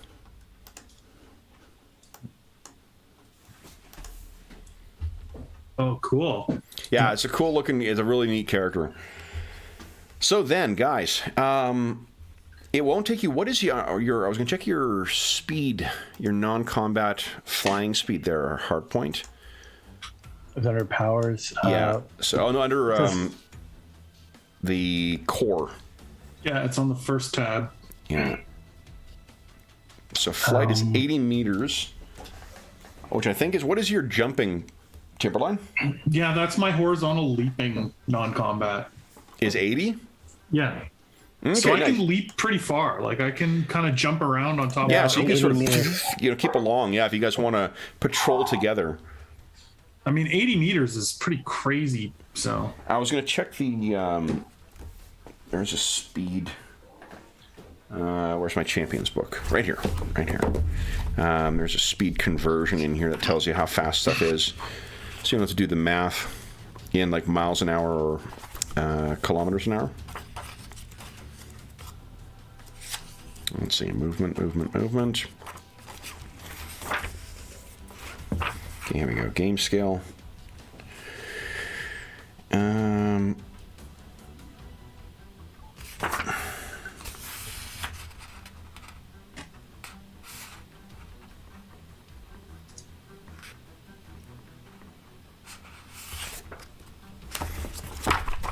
Wonder if it's right at the beginning. We're talking about stats here. Basics. You guys should have looked this up beforehand. One of the things I will say is famous last words. yeah, really. I mean, there's definitely like a lot to. There's a lot to the champion, game. yeah. Yeah, definitely. Okay. Hero points.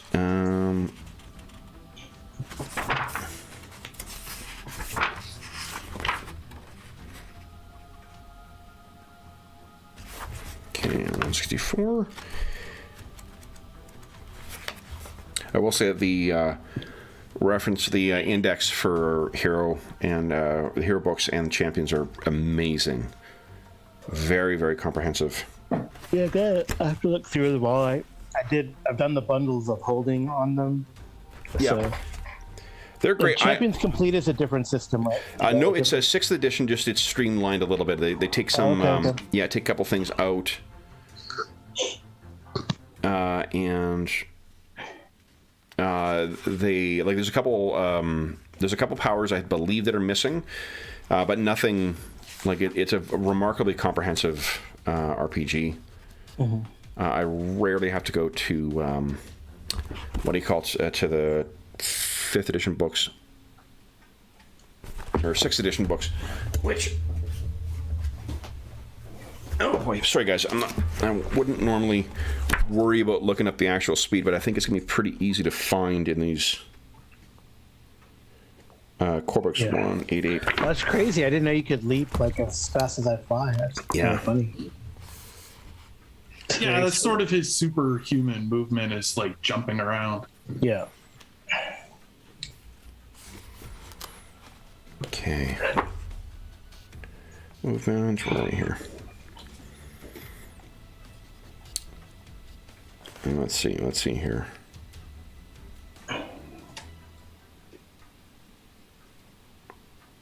$24.32. Okay, hold on. Okay, here we go. Real world speeds, perfect. I knew. How many meters in total you'd move in a turn? So take your non-combat move, which is 80 times your speed. Do you guys both have the same speed? Yep. Okay. 80 meters, right? 80 meters, yeah. Oh yeah, okay, sorry. Okay. I thought there maybe was like So a speed 80 stat. meters times 5 times 5 again. 2,000 meters per minute. Multiply that by 60. 2 kilometers. Yeah, 2 kilometers. Yeah, and divided by... Wow, 2 kilometers a minute. So 1609. 74 miles an hour, guys. So not bad. that's about 110 kilometers an hour. I knew that'd be relatively easy to sort out. Yep. Kudos to Steve Long for a really well laid out index in that book.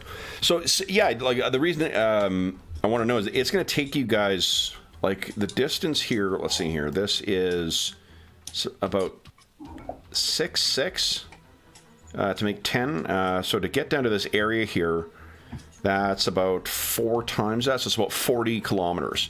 That's less than an hour for you guys to get down there. Okay. Yeah, let's do it. Okay. Let's do it. So you guys, where are you stopping off first?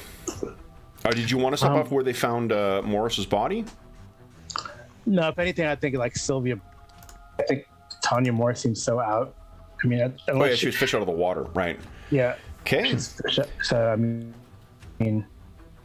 yeah, I would say investigate any of them before we get to the shore.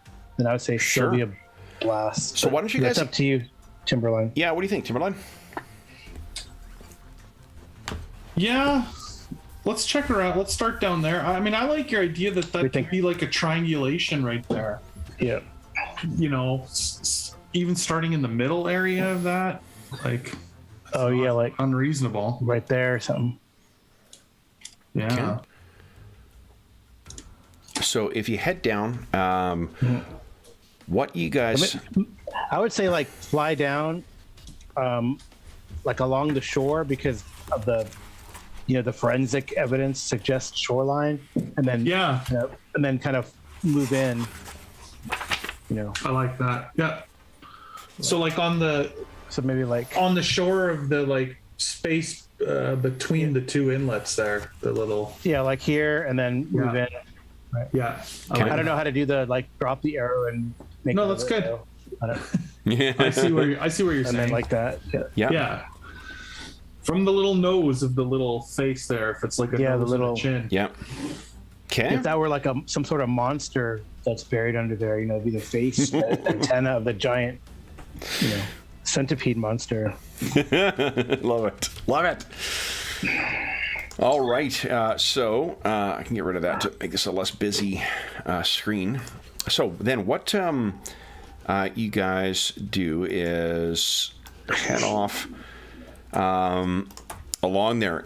If you're making your way along the shore, so it's about a third of what you can travel, 40, and you guys can go 110 in an hour, so that's like about 20 minutes maybe to get down there. You find, I mean, it's a, still like mid-afternoon when you guys get yourself down there. Are you just carrying your way down the coastline until you get to that rough area, or are you heading inland to see where Sylvia Blast was found? We could pass by there. But I mean, yeah. And then move over to where Hillary was, and then down along the coast from there. Yeah, like, and then kind of zigzag. Yeah, that's like. So if that was 6, that's a third of it. So 3 kilometers inland. Okay.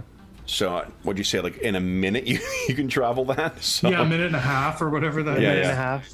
Yeah, we're fast. The area where she was found is it's the kind of like deciduous wildlife or deciduous kind of wild growth that you see in near the Great Lakes. Her body was dropped still in Michigan. And forgive my absolute and shameful ignorance. What is the state that is south of Michigan? Is it Illinois? It must be. I'm thinking here. Let's see here. I'm just going to find a Detroit map. For those Americans who are listening at home, I do apologize for my ignorance of it. But I mean, what I would ask you to do is point out Saskatoon on a map, and then.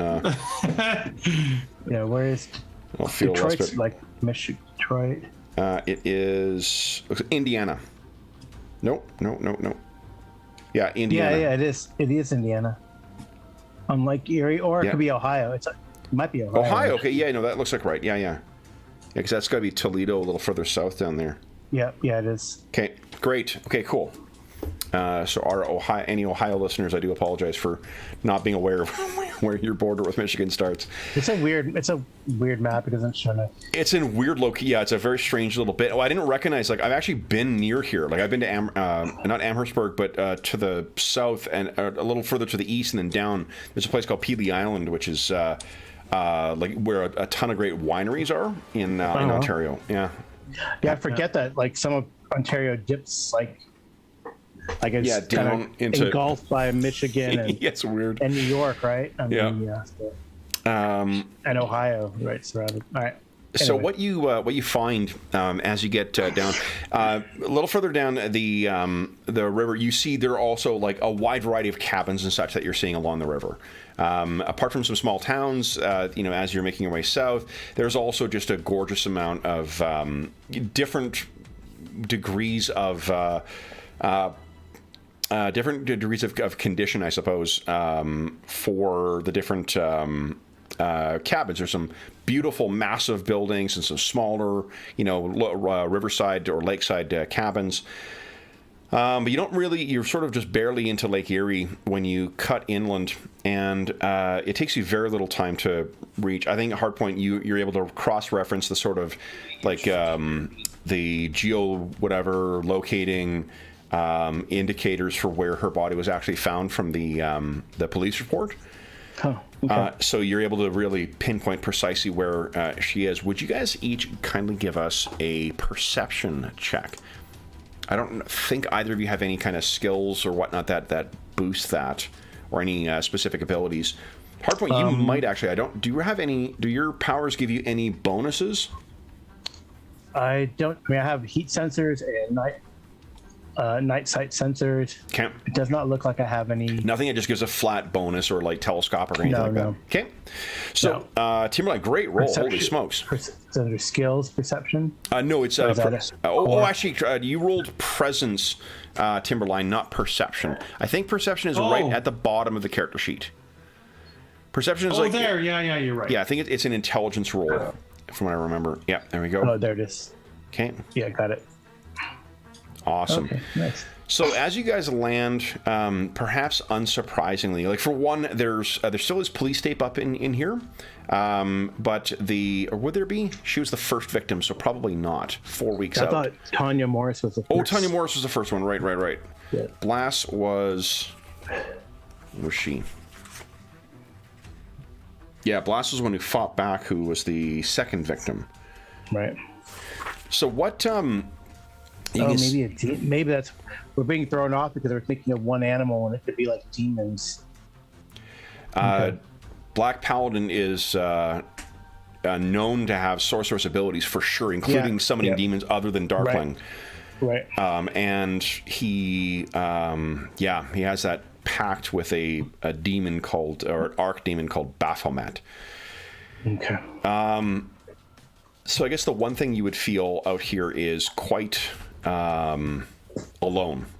There is no markings, for where the body is found. There's no blood from where the body is found.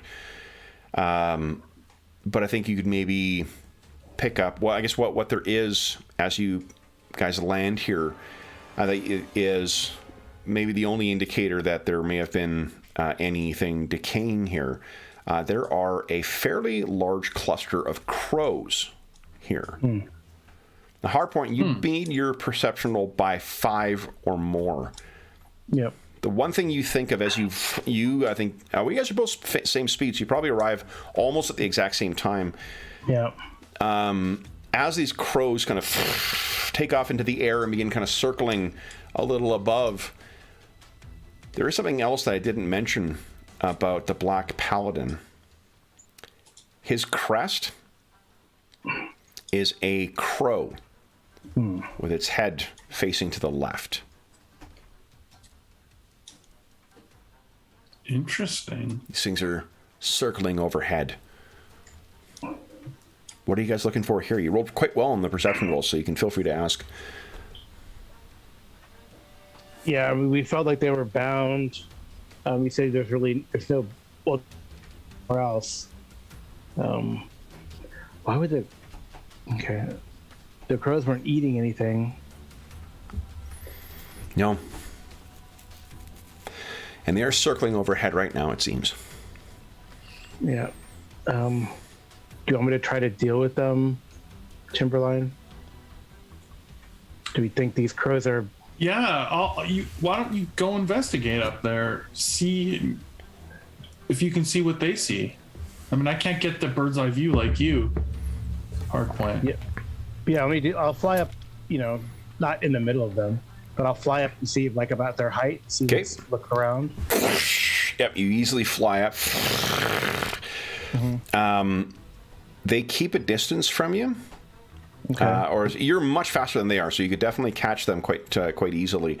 Yeah. No. But they are definitely keeping a distance from you. Okay. I mean, I have ability to cast a flare blast, like a flash at them. Try and blind them. Yeah. I'm asking. What do you think that is that going to give us away if we've already been spotted? Oh, I've lost. I'm going to hit reconnect, Walter, Carl. I just lost your. Camera. Let's see if this. No, it doesn't. I lost. I see you and I see Jeff. I don't see you. Oh, maybe hit reconnect again then. There we go. That looks promising. Boom, gotcha. Yep. Nice. Okay. So I don't know. What do you think, Timberline? Is that going to give us away, or is that going to at least maybe prevent them from watching our movement? I don't know. They are acting strange for crows, right? I don't know. I'm a roaring little. Yeah, power suit, your power suit is not subtle, right. And they're again you rolled quite well for your perception.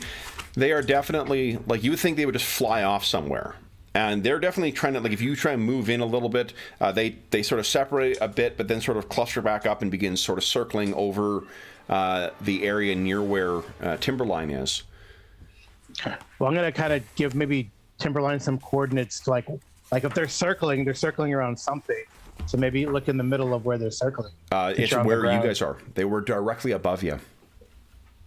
Okay. When you landed, they. Do we think we're right where she was found? We found the correct spot? Yep. Hardpoint was able to get it down to the specific GPS location because of the coordinates recorded in the police report. Maybe there's something about this location. Yeah.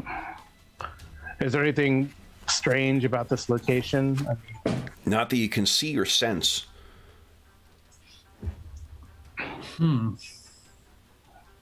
If it wasn't for the fact that a body was found here and these crows are circling above it. Look. Strange. Do you want me to try my new invention? See if I detect anything? Could be worth it for sure. Okay. Yeah. I'll try to see if it works. So then, let me just. It is a very simple power, so I think it's only going to cost you 5 or 10 endurance. Give us a inventor roll. Let's see if you get it active here. Oh. Nice. That's Beat it by pretty good. 5. That's awesome. Yeah. Yeah. He's a good at this stuff. So it says So detect is about 10. So that'll cost you 5 endurance from that's the green bar. Yeah. So If I change it on the thing, does it change? Changing the token, yep.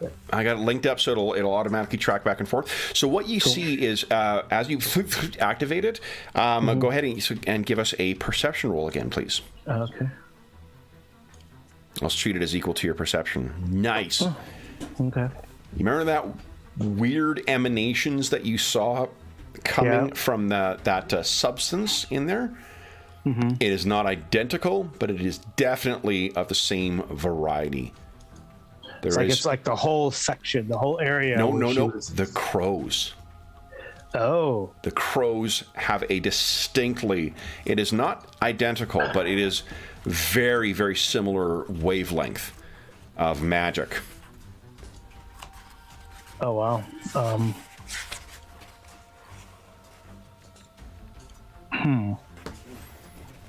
What do you say to Timberline? Yeah, I go, the crows are magical. Or they're giving me that signature that I saw. I guess we're calling it magic. You're looking up Timberline. They're probably about maybe 100 feet above you, circling in like a sort of a pattern. How does like a blast? So the way it works is you make an attack roll. Your OCV against their DCV modified by range, and if you hit, you just roll your flash dice. We count the body on it, and then minus any flash defense that the target might have. That's how many turns they miss. Yeah, and then how many turns they're blinded, meaning they have their OCV is massively penalized and their DCV is halved. Yeah, I don't know if I want to annihilate a bunch of crows, but I want to blast them, especially if they're like. Well, the flash wouldn't hurt them. The flash attack is just blinding. Then we move really fast, just leave. Yeah, that's my intention at least. I'm gonna do it. See what happens. Okay.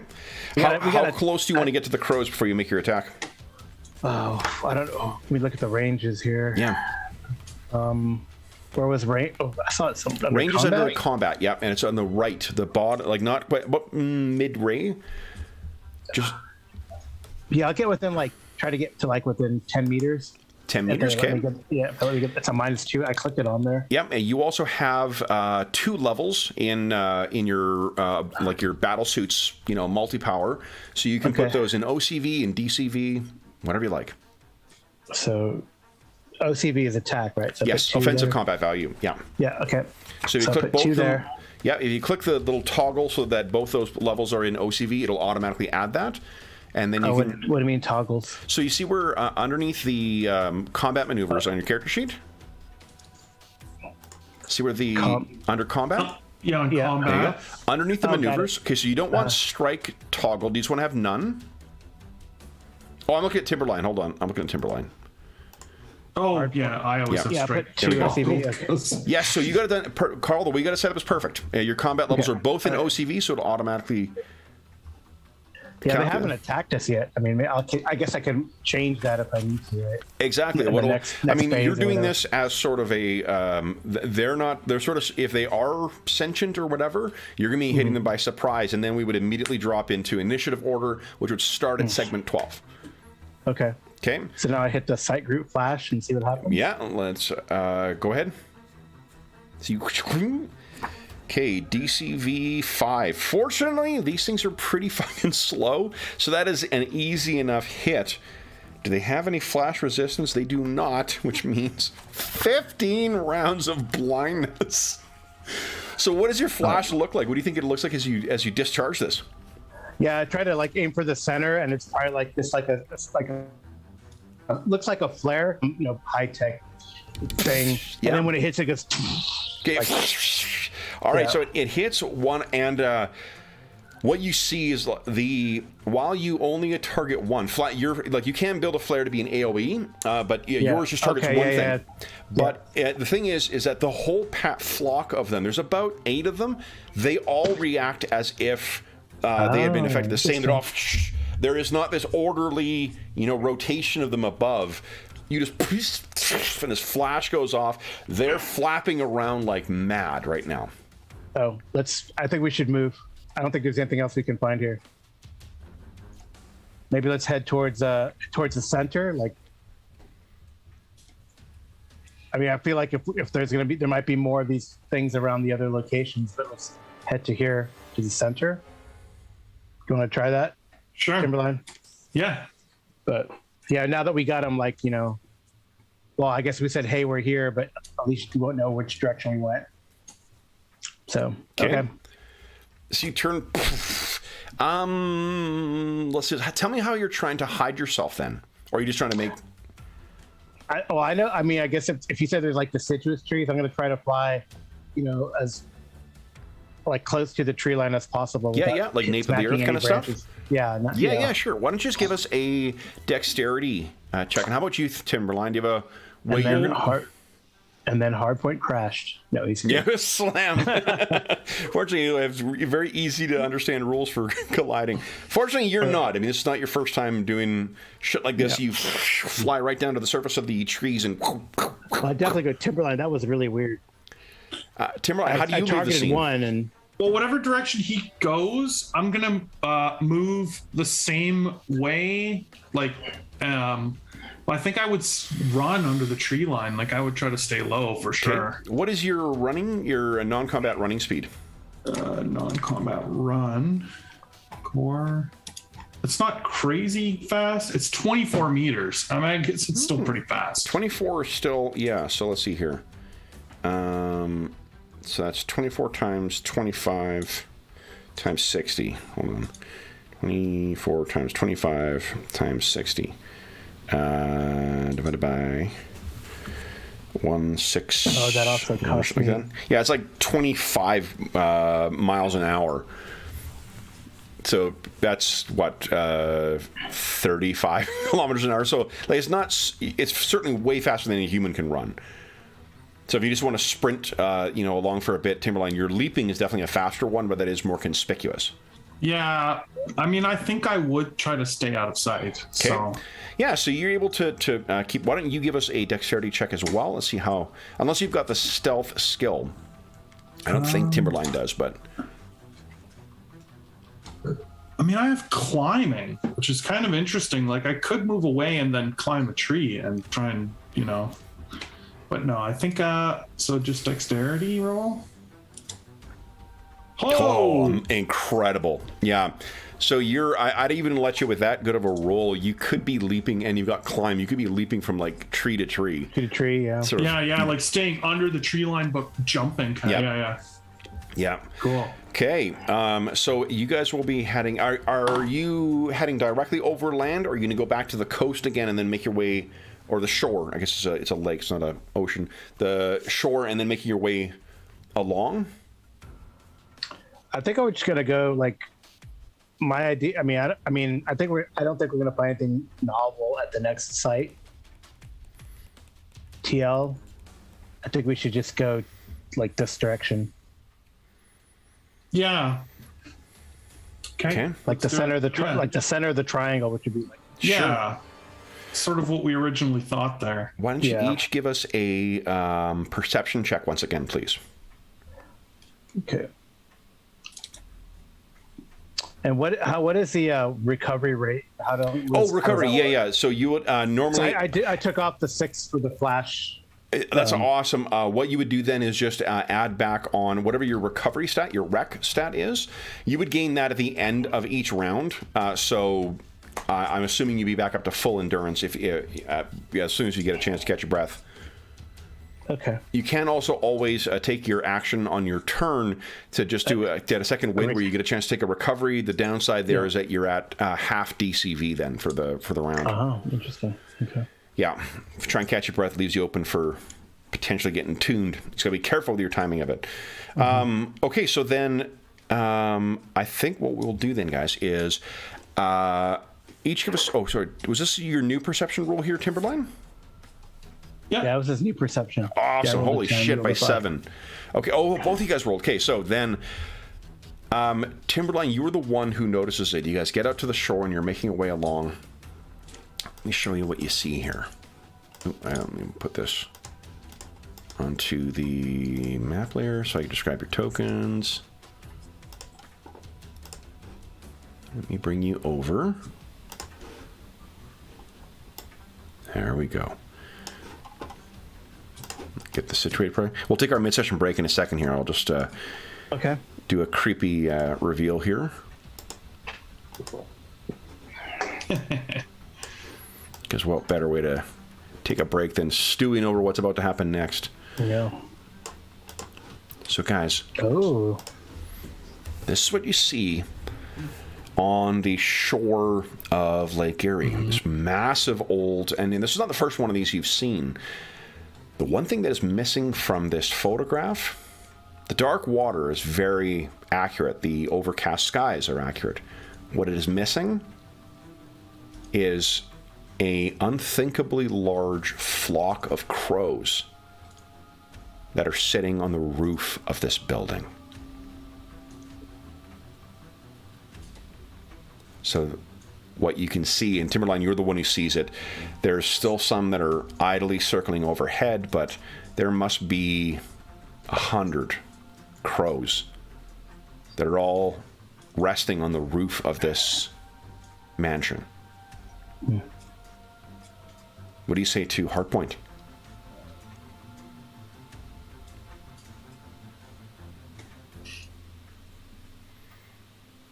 Jeff. I would just say, I think we found the place. All right. Well, Hardpoint, you tell me about all the crows on the roof, because Hardpoint's like flying. You can see them definitely. Because you rolled. Yeah, he's gonna try to land. Yeah. So what you cannot Lands see, and then there's a big, like, you can picture there's a big dock that goes out from here as well, too. There is no sign of life here whatsoever. From the dock, where there are a couple of things that are parked, like a couple of boats that are parked in there, to the boathouse, to the like, wide lawn that leads up towards the mansion itself, to the interior of the mansion. The only sign of life appears to be these hundreds of avians. Where do you think you guys would land? Like, right near where we see here, where there's that walk down to the water, or on the dock, or on the grounds Like themselves? I'd say on the in the trees over here. Hidden in the trees? Sure. Yeah, head in the trees.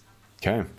So we will take our mid-session break now, with you guys landing in the trees, and you guys will then get to decide what you wish to do with this mysterious crow-covered mansion. So back for those listening at home. We'll be back momentarily.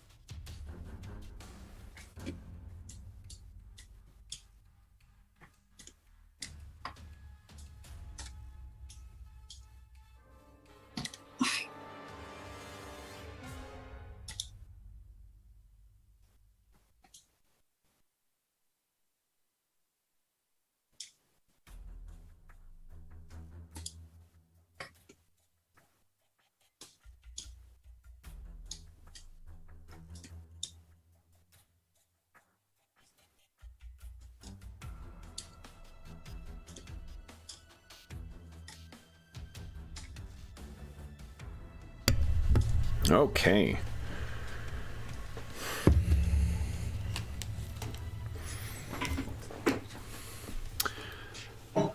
Let's see here. What do I have? Set up in my tokens tab here.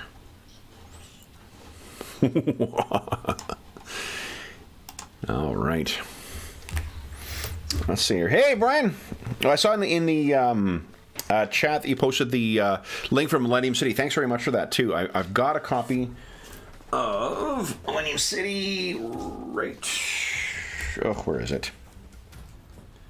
Somewhere near here. I just don't know. I did not have time to read fully into that. This adventure, incidentally, we're playing tonight is just a slightly modified version of Shades of Black from the for 5th edition. Alrighty. So, Jeff, are you ready to punch some stuff? Yeah, I am.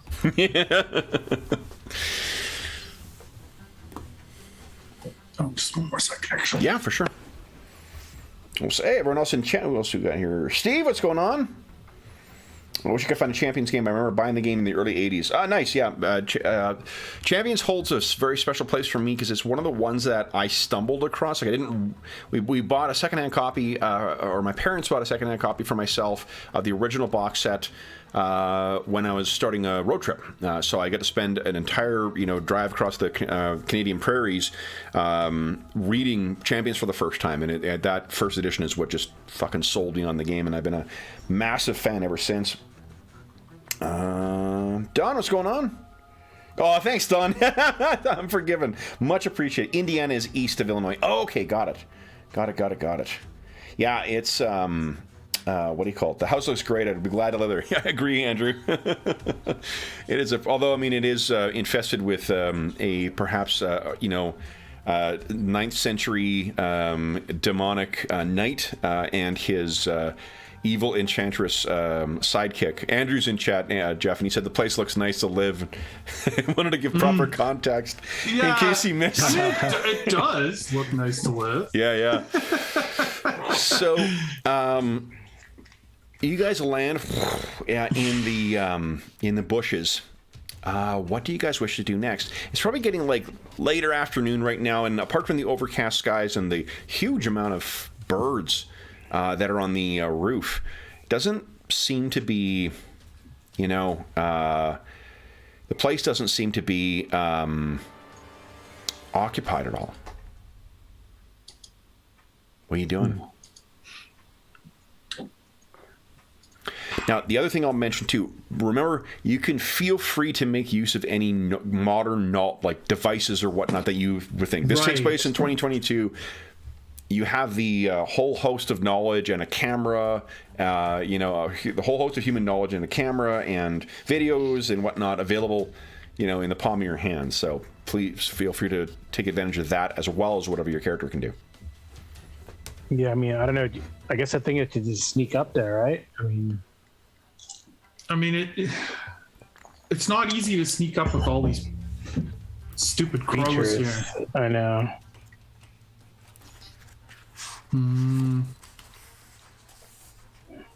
We could try, though. I mean, this doesn't hurt to try. Right.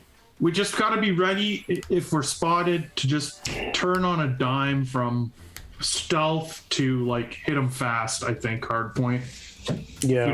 If we don't have the element of surprise, then we're behind here. So I mean, they have no idea we're coming. So let's try to sneak in. If we think we're spotted, let's hit them. Let's hit them fast.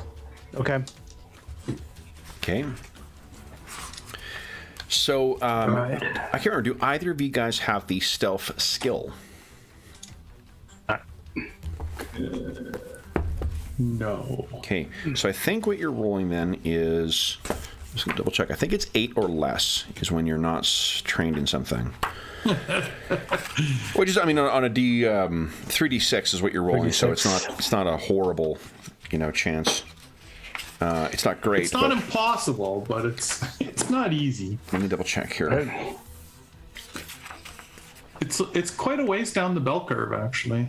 Yeah, it's a neat thing with the like a 3d6 dice mechanic is that it's fairly intuitive what your chances of success are as the further you get away from 11 or 12. Yeah, totally. The board game me and my friends were working on for a while, we were using D6 and did a lot of different math on the bell curve of it. It's very interesting. Mm-hmm. Okay, I think can't find it quite clearly here. Stealth is a dexterity-based skill, I believe. Agility-based skill. Forgive me. Wait, that's not a stat in this game. No, yeah. Agility skills are based on dex. Here we go. So 3 points for a base skill roll of 9 plus your dexterity divided by 5. So that means, we'll say 8 or less for untrained. I don't know if I'm right about that. I have 8 or less. It is. That's the thing you were saying before, Carl. Like, I'll see if I remember. I have spent so much time with fucking champions over the years that it's like resin on the inside of my brain, where it's still there. So why don't you guys each give us just roll 3d6 and you want to roll 8 or less. 3d6. Here we go. Oh.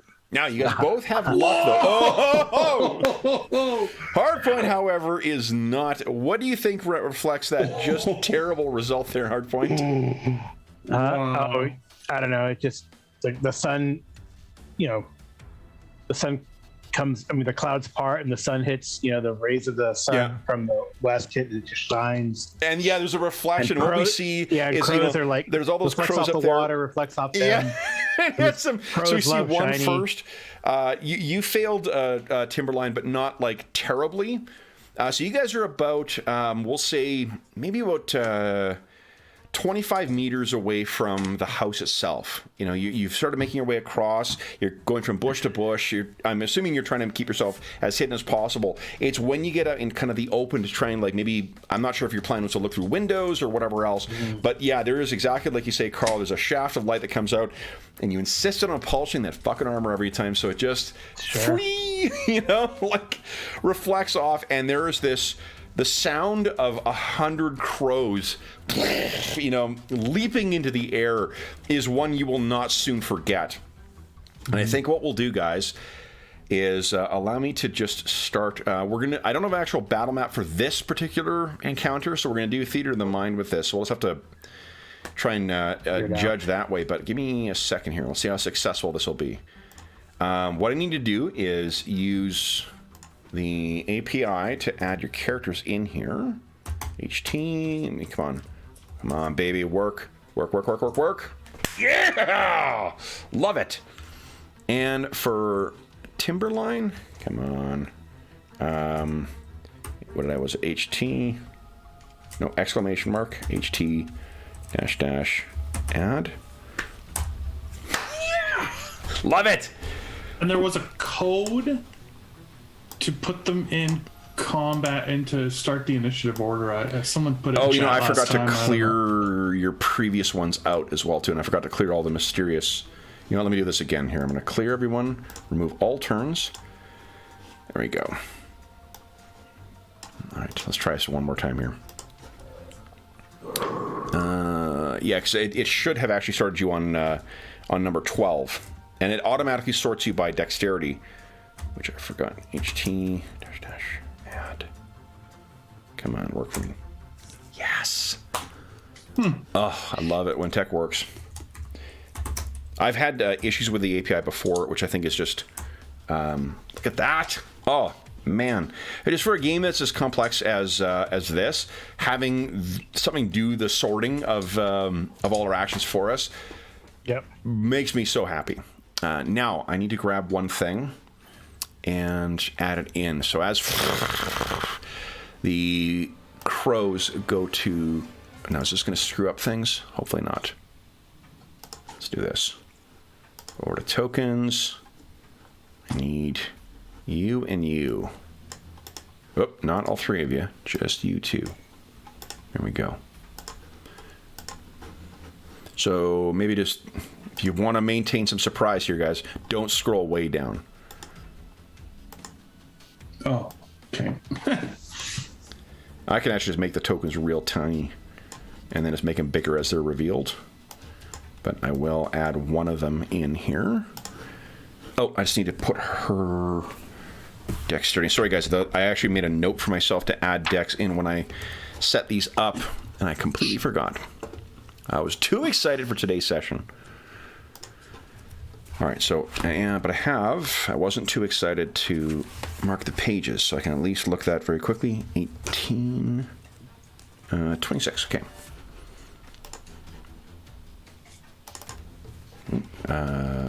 Edit. 26, there we go. Close edit. Nice. All right, now, let me do this once again. HT. Oh, she got. Oh no, that's right. That's right.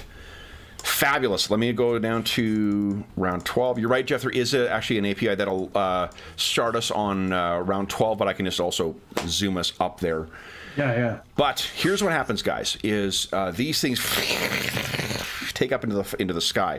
You may remember, Carl, that what we do at the start of every combat or tactical encounter, we start on phase 12, and then everyone takes their actions in initiative in their dexterity order, and then everyone gets a post turn recovery, and then we start into the first proper round. So what you guys see is these things all take to the sky, and they're fatting out, and like they're almost blocking out whatever that little shaft of light that you saw briefly. Hardpoint is gone now. Hardpoint, you're up next. What would you like to do? These things are about, let's say, about 20 meters up, probably. Yeah, so is there any way I can, like, modify and make an AoE out of that flare blast? Yes, you can. Yeah.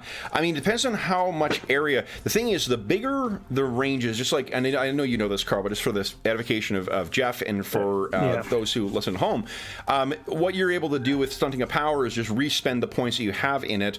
The bigger the area, the more the advantage is, so the less actual result points there would be from it. Oh, right. Yeah, Right? so it'd go down from... What is it right now? Is it 8d6 or 6d6? It's 12d6 right now. 12d6 right now too. So I mean, even with a like a wide enough area to, I mean, I guess before you do that, remember that when you targeted one of them, it seemed to affect the whole pack as well. Oh, right. So maybe I just okay, maybe that'll work here. Okay. All right. Yeah, I'll just try it again. It worked last time. So then, so they're 20 meters up. Unless you can move half of your move and attack if you'd like.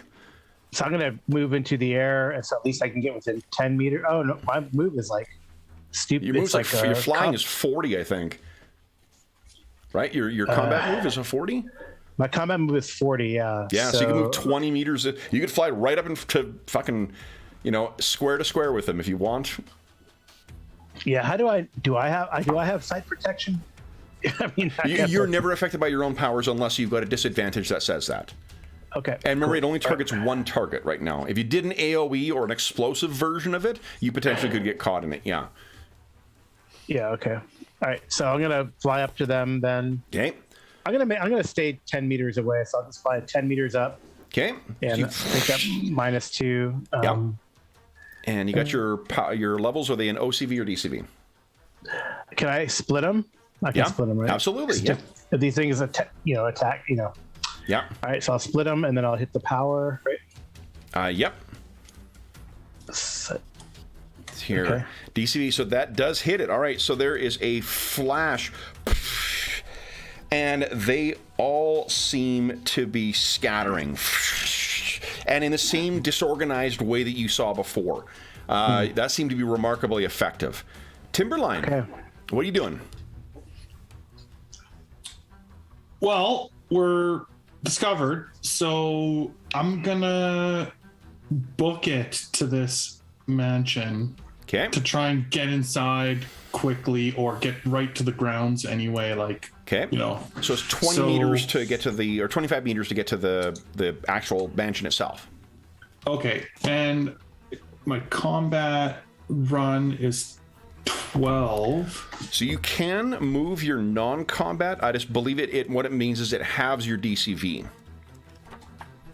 So what I'll do is oh, but I can leap. Yeah. Yeah, you can leap.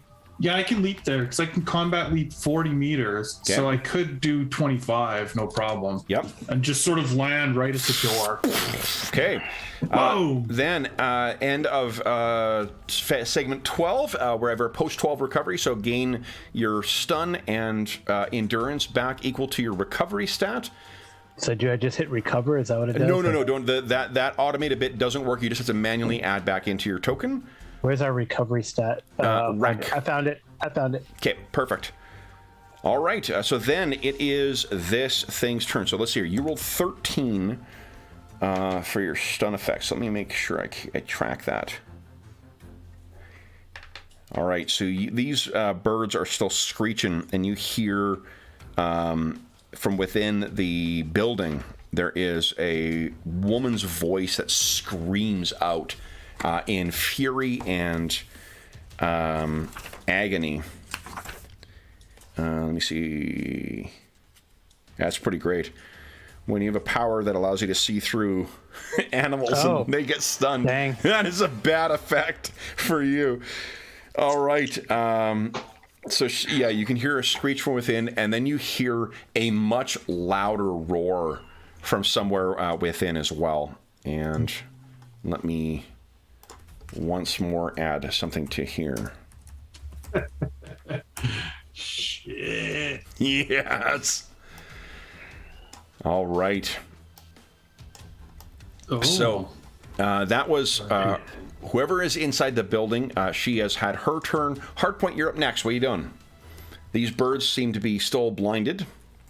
Okay. I guess he's 10 meters up. I guess he's gonna fly into the second story window. Sure. And crash through it Yep. and see what's in there. Yep. Your strength is a 30, so your passive strength is enough to smash through that window. You don't need to, unless you're going through the rock wall, we don't need to roll about that. No. Okay, good. Yeah, strength is 40, so I don't know if I need to roll So it. yeah, you smash not at all. Is your strength 40? Yeah, it says 40. Holy shit. I mean, that's great. I thought it was 30 for some reason. Yeah, it does 86. Yeah, it's coming back. It's coming back. Yeah, exactly. Well, I mean, like the fundamental rules for champions are so like you're either getting, like a D6 for 15 points, a D6 for 10 points, or a D6 for 5 points, depending on how relatively powerful the thing is. Yeah, and if he could, I guess he's gonna. I don't know what I'll see in there, but I'll smash in there, and if I don't know what I'll see. And It's dark. It seems to be a really beautiful. Yeah, it says infrared and ultraviolet. Sure. Do you want to activate one of those? That's a free action to do either. Probably infrared. Okay, so you got that activated. When you're looking around, if you've got, it would only take 20. Oh, it would take you 25 to get inside, but I'll let you look around as well too. If you want. Yeah, give us a perception check. Oh, infrared perception will do that. Yeah. Okay. Let's see here. Ooh. All right, so you are. Sorry, I apparently can't spell perception. Can you tell that I scrambled to put? This is like I think at least a year ago I put these together, but wow. I was in a bit of a rush to write everything out, so there's a whole bunch of typos. So you're looking around within there. It's dark. It's very. This is not a forgotten manor. People live here, and people with wealth live here. There's lots of modern appliances and stuff. Yeah, this is not a forgotten, hidden mansion, despite the outward appearances. Timberline. I guess I'm gonna have to send the bill. Yeah, Timberline. What are you doing? Well, I mean, I jumped to the door. I'm gonna bust through the door and You have a strength of 60. This is a normal door. You can use what's called your passive strength to get through it. Okay, yeah, it's just like... Yeah, it doesn't take you an action to get through, so boom! Yeah, the question is, I don't really see in the dark, so... So what you can see is in here, so in here the lights are off, so it's like an overcast afternoon inside. Right, so right, it's not pitch dark, black. It's just right. It's dim. It's not black. Okay, so I can sort of see. Well, I mean, I heard something in here, so The roaring and screaming and anger, right? Yeah, I guess I'm going to head in and see what I can see. okay. Like basically doing a search, right? So Okay, I don't so know you're how much. Yeah. smashing through. Yeah, let's do this. Let's this is more of a luck thing than it is an actual. Well, you did hear that there was that screech that had a woman's voice quality to it. And then there was a much lower, bassier sound that seemed to come. Why don't you give us a perception roll? That'll maybe tell you whether, it's coming from the main floor, the second floor. You definitely heard someone just smash. give me an idea of where to look. Right? Exactly. Oh, terrible. So you're not quite sure because of the echoing and the size of this place, like the entrance, even coming from the backyard into the, from the lakeside into the manor, massive ceilings, and this is probably, if it's the main back entrance, there's a big staircase leading up, there's a big ceiling over. Who the fuck knows where this echoing sound came from? Right. Shit. So you still could take another move if you like. Yeah, I mean, I'll moving about the house, but I don't know exactly where I'm Left, going, so right, straight ahead, or up to the second floor. second floor. Okay, so you start making your way up towards the second floor. Yeah. All I right. can always smash my way back down. Would you kindly, Timberline, give us another perception roll? Okay. Oh, better. You hear something heavy lands near you. Where you're walking up, it goes up to the second floor, and then there's like a bit of a balcony that leads you to the back to look out. You see where those windows are? Yeah. Near the back there. There's a hallway or whatnot that's up there. So you get up to the top of the stairs and you look back over your shoulder. And what has landed there, trying to keep hidden from you? Oh my goodness. A horrific hybrid of lion, eagle, and some other horrific looking thing. Yeah. The tawny brown fur and the golden feathers underneath you gives you an idea of what you might be looking at. Yep.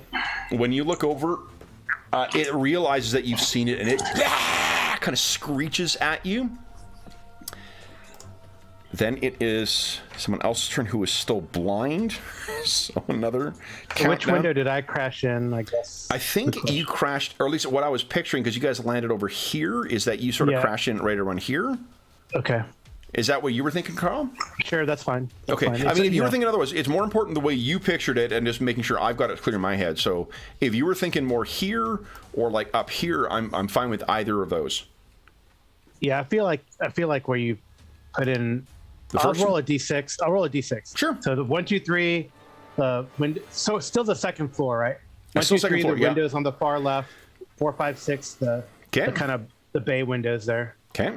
Okay, so bay windows. Bay windows. So that would be right Makes there. sense because it's kind of sticking out. It's easier to stick the lantern. Yeah. So you would have heard, I think. Oh, why don't you give us a perception, Carl, for hard points? Yeah, I rolled my infrared. So other than the infrared, was that just activated? I guess. Okay, you rolled it. Yeah, we'll just treat that for what you, because what I'm your audio sensors.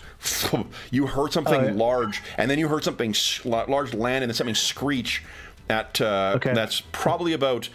Maybe, I mean, certainly within 20 meters to be able to fly over to that, Okay. And what about the woman's voice? Woman's voice you have not placed yet. You haven't heard it again since then, but you've heard the birds flapping and flying around. Right. Okay. All right. Well, all right. So I guess it was 4.74's turn. Okay. Or is it? So it's Lady Crow. I counted down her. Did she have 2 back-to-back turns? No. So she counted down. Now it is Hardpoint's turn. Were you in Hardpoint? Right, I'm gonna fly towards the sound of the roaring. Okay. So you fly in and basically like you smash through one bedroom door to get out of here. And then you can see on a clear line of sight about 10 meters away, this massive thing has landed and is looking at Timberline, or at least looking off in a direction away from you. You're not making any effort to keep quiet, I don't think. So it is aware of you as well too. All right, can I still attack? Yes, absolutely. You can still move more. Like you could move basically same thing, as close as you want with how much you can fly. Okay, yeah, I'm gonna move up so I don't get any penalty. So like within 5 meters. Okay. And then I'm gonna fly down the hallway. It's a single target, so I'm just gonna blast with the Pulson blast. Okay, it sounds good. All right, decide where you're putting your levels. Yep, got it. Okay, and then go right ahead. All right, and it's DCV. That is just enough. It tries to sort of deke out of the way, but it did not think to... Oh, it's not flying. It's not flying, so it can't put its levels into that. So you slam into this thing. It's not going to take any body damage, but... so you're 37... Yeah, I don't know. Do we kill things? I don't think so. I mean... So the way it works, at least I just play with the standard rules where, like, unless you're doing something that is a killing attack, you do have something that's a killing attack. Yeah, I do, but I'm not going to... Also, I mean, I don't know.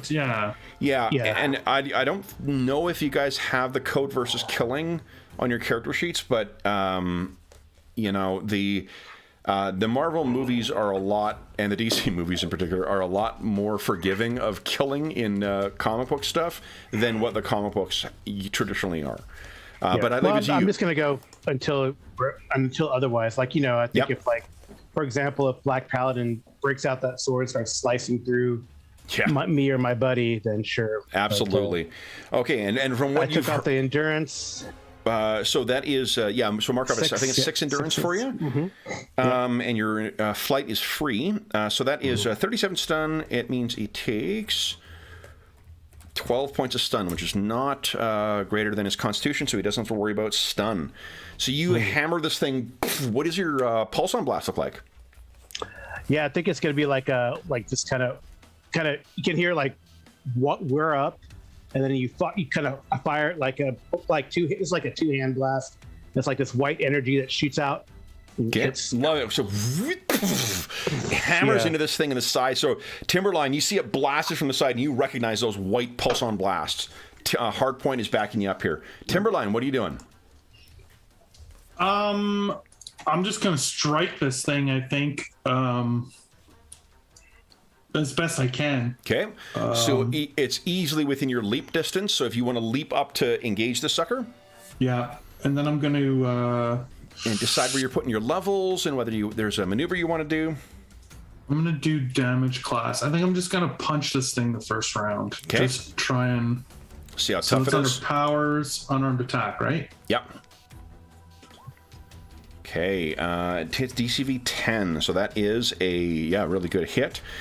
Are we still trying to roll low? I can't remember. Yes, always low. But what the DC, what the nice thing with the character sheet is, it'll automatically tell you if I don't have, like, the old school way of doing it was 11 plus your OCV minus their DCV. That's the number or less you needed to roll. What the character sheet does is instead, it's kind of like armor class. It tells you what DCV you hit. So the DM doesn't have to, or the game master doesn't have to reveal what the DCV is. Oh, it hits DCV 8. Got it. Okay. There's a way in 6th edition. That's the standard way. There's a way of doing the math that you just say what DCV you hit. But honestly, like, I started playing Champions at 1st edition, and I've always done it that 11 plus minus thing. So I can't get my brain. So you said that was a hit, right? That is definitely a hit. So 43. That was an. Oh, you know what, Carl? Yours was energy. Hold on, I got to do a little bit of extra damage to this thing. Oh. Yeah, because this energy defense is a little weaker. What the fuck did I just do? Not that much. That was not right. No, that was not right at all. We had a problem with this before. So let's see. Your first hit did 37. So be 16. All right. So then, there we go. You know what? It's doing a thing. Fuck. it's done this before where the character sheet, I don't know what it is with it, but it always wants to default back to 60 or to 20. So there we go. Minus 16, yeah. Here, minus 16, yeah. That's not a fucking so something with the coding. This is a problem with the sheet. Something is fucked up with the coding in it, so that sometimes the tokens don't track back. Even like not even the tokens, but even you can enter something on one point on the character sheet, and then the current value will always default to 20. Yeah, that's happening. That's happened on multiple. That's happened on like some of my Call of Cthulhu sheets. Oh, like has it? Okay, so it's a known. Yeah, what I'm just going to do is I don't need to track this to the character sheet, so let me do this here. I know what its skills or its relative things are, so let me do this here. Minus. This is why I was saying like not to use the automated recovery, Carls, because I know it fucks up each time. Yeah, maybe use So 16. Okay, so there we go. And then your hit, Timberline, is like the sheet is still really impressive. So I don't mean to shit on the coder who put this thing together.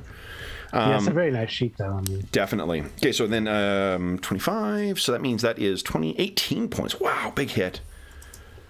So it's still not greater than its what do you call it? Than its Constitution, but that is a big hit. Feathers fly out of this thing's head as it's knocked to the side, Timberline. Then it is this thing's turn. Did not like that at all. No, I don't blame it. So it, let's see here, only 8-inch. We also have to, you did 12 points of body. Would you give us a 2d6 roll? Ooh. Because this is how many meters is knocked back? Yours actually would have knocked back too, Carl, but I'm assuming Timberline would have jumped to wherever this thing is. So that is 7, so it's 5. Wow, so that's 10 meters back. So you leapt up, you hammer this thing, it goes smashing through the window and out onto the poof, down onto the lawn. I'm not going to bother rolling damage because its PD is so high it's not going to take damage from the fall. Right. But yeah, you've knocked it 10 meters back. Then it is so this thing's turn. Did not like that whatsoever.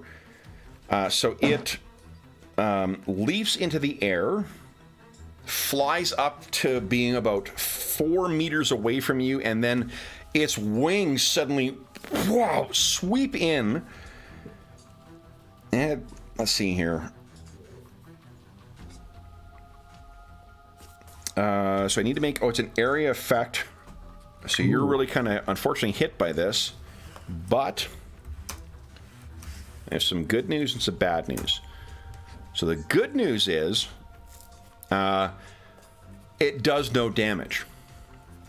The bad news is, let's see here, that is 1, 2, 3, 4, 5, 6 knockback, or 6 body, and so that's 12. Let me roll this here. You are sent, so you yourself, Timberline, as it leaps up, do you have anything called knockback resistance? I do. 14, minus 14 meters. So this thing hits you. This like fucking gale force wind hits all the like broken glass that remains, and the whole like the remains of the window go flying inside as if hurricane force winds hit it. But you dig in and you're not moved in the least by this effect. Then we have 2 rounds of Lady Crow acting, so I'm going to count down her blindness a little more here. Oh, man. She's going to think twice. This thing.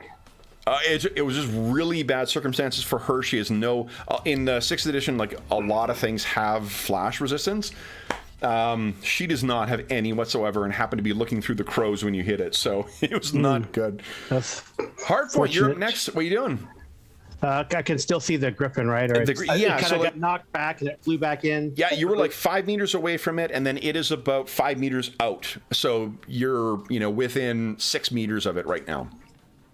Yeah, I feel like, I think the pulse, I don't know. this auto fire thing. Well, I feel like it won't do enough damage to get through. It's because the auto fire one is like each one gets ticked off. It's what it is so you make your it's up to 5 hits. You just make an attack roll, and for every 2 that you beat the target number by, you hit with an additional pulse. yeah, so that's probably it's only good. I think that's good against like small targets or whatever. Yeah, less. I think the pulsine blast is the best bet again. Okay. So I'm gonna get hover as close as I can. Although I don't. Yeah, I'll do that. You did witness this thing unleash that crazy. I know. Hurricane force too. You know what? I'm going to do. Maybe I'll try to entangle its wings. Whoa, cool. Okay. With the Tangler bombs instead, and then Timberline can line up and Kaplawi it. I'm going to do that. Yeah, it is hovering up in the air too. It's at the second story. Yep. All right, so I just hit the entangle thing. Yeah. It is. So it is in the air, and it has put its levels into defense. Do I have to like maybe target its wings? No. It is so the way entangle works is at default. I believe it makes things that are flying crash. Unless I think his. I can break out of it, I'm sure, but at least not for one. Yeah. round. So what it is he has the disadvantage of restrainable because he's got wings. If you entangle him, it will prevent him from using his flight. Okay. And that gale force thing. Oh, or that gale force thing, absolutely. Yeah. All right. So I'm gonna try it. Okay. I'm gonna do the entangle. So just hit it and put your levels in where you want, and then go ahead and make your attack. You know roll. what? I'll try to do it. Since it seems to be focused on my buddy there. Yep. I'm gonna give all attack. Nice. So you rotate your things. All right. So that is actually going to be a miss unless you spend 1 point of luck. Oh, DC. Giving you luck left?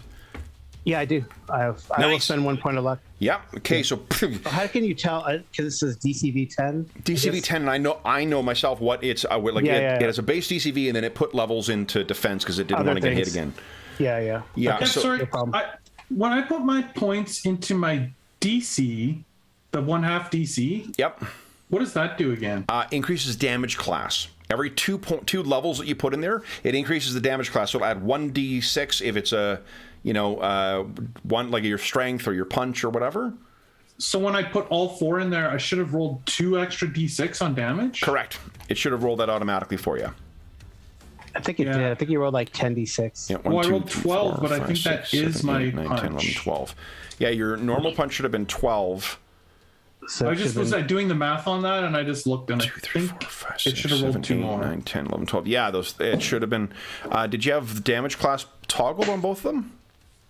Yeah, on the combat skills thing. Yep. Yeah. I had put them all on DCV, so I I'd never tested it before. Oh, so hold on. So if you put it into DCV, that it's defensive. Oh, sorry, not combat. DCV. The 1/2 DC, the last column. It should have, because it worked like last week when we tried. Try rolling. Actually, let me look at your character sheet here quickly. I know, it's kind of strange, right? I thought it would work. Because it did work before. Oh, you know what? We just need these other ones tagged. So you forgot to tick the things on the left. So that it's on, and so it's active. Oh, okay. Yep. And then let's see here. Strike 4. Yep, there we go. 1, 2, 3, 4, 5, 6, 7, 8. So why don't you give us an extra 2d6 roll there, Jeffrey? And just see what extra damage. I'll take that off of the Griffin. Yeah, sorry. I just was counting them, and I just thought it. No problem. Off. No. All right. So Hardpoint, you do hit.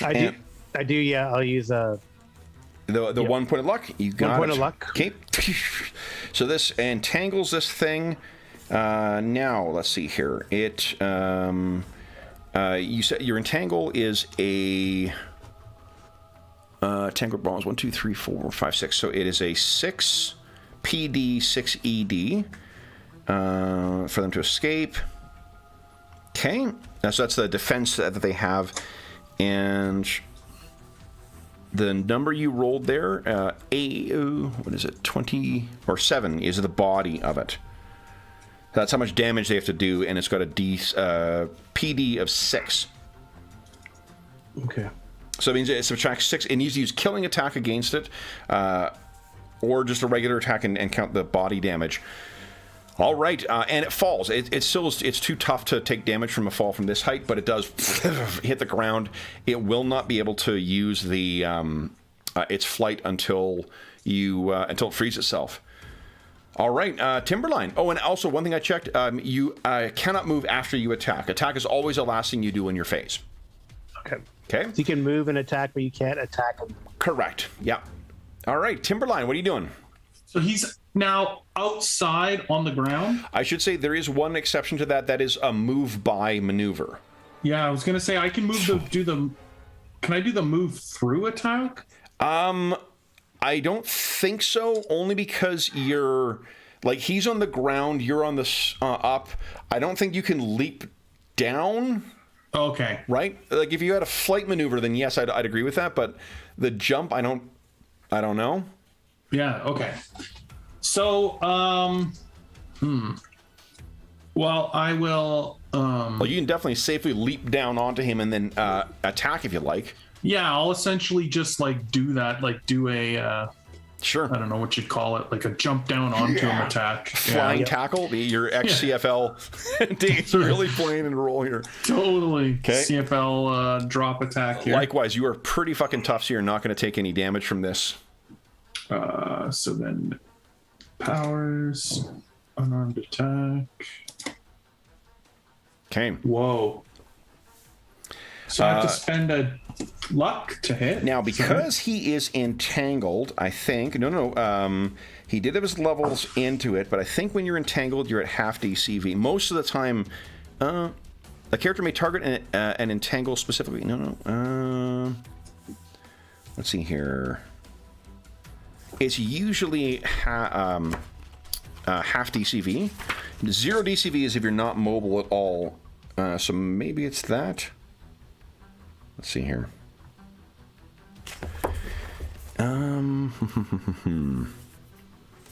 Sorry if I have to look this up once again, guys. Just one of those. No, it's okay. Better to do I it. threw out something weird. Yeah. Well, like there's a handful of things that are like this. Like Flash has its own rules, Entangle has its own. They all have it like a core kind of. You're using the body dice rolled in some way.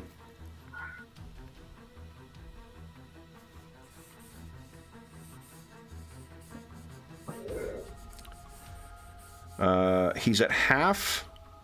When a character is entangled, his arms and legs are restrained, giving him a DCV of 0. Ooh. So, Wow. Timberline, if there's any of those maneuvers you might want to make that lower your OCV, other than a haymaker, because that will no, it'll have an action before a haymaker would land.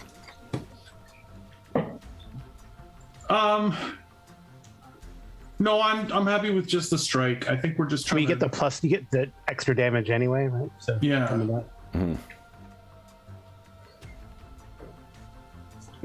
So what are you thinking?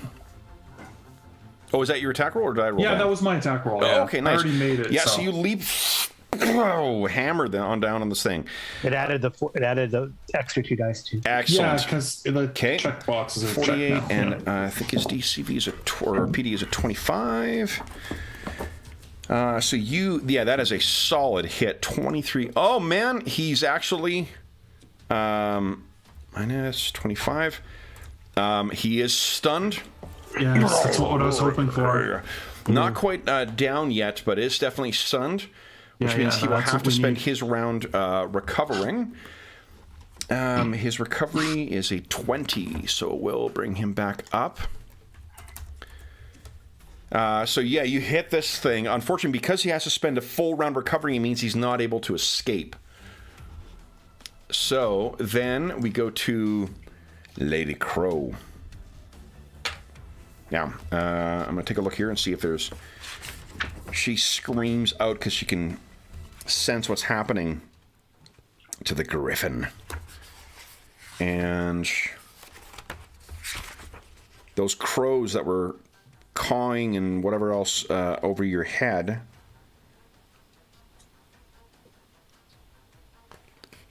Let's see here.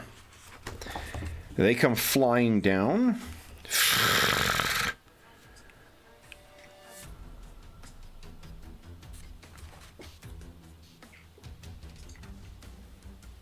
And Timberline, you are completely engulfed in effectively, with all the birds swirling and whatever else around you, you're in complete darkness.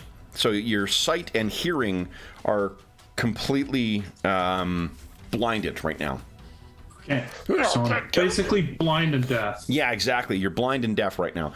And the only way that where that matters is because if you are blind, it's not so much if you're blind. If you don't have access to what's called a targeting sense, because like with superhumans, you could have, you know, a sense of smell to pick out where someone is. Or like, you know, Daredevil's radar sense or something like that. That's a targeting sense. You can judge where things are. Sight is generally the only thing that you can use to effectively do that. Other senses you can use to sense things, but you can't target. Because you've got no target, that means you're at half DCV. So, you are blinded. Hard point. You can see there's this flock of crows that have completely surrounded Timberline. What are you doing? I think I'm gonna like try to just unleash and finish off the creature. Okay. The griffin. Yeah, enough. Griffin is in darkness as well. Oh, okay. Yeah, those birds, or at least it's surrounded by those birds. That doesn't mean it is impossible to see it. Or it doesn't mean that you are impossible, because again, like it's entangled, so its DCV is going to be quite low. Yeah. Okay. Just your. What I'll do is I'll just bump its DCV as opposed to bumping your OCV. So okay. You'll have to move outside in order to get a shot on it. Yeah, I'll do that. Okay. Move outside. Yep. And then try to blast it. Go right ahead. So OCV 8. That's actually just enough. Watch this here. Minus. Oh wait, no, it's not 35. It's also energy. If that makes. Yes, that does make a difference. Yeah. Because that is. There we go. Watch this. You hit this thing. Now, is your entangled damaged by that? Oh. Let's see here. Look at that.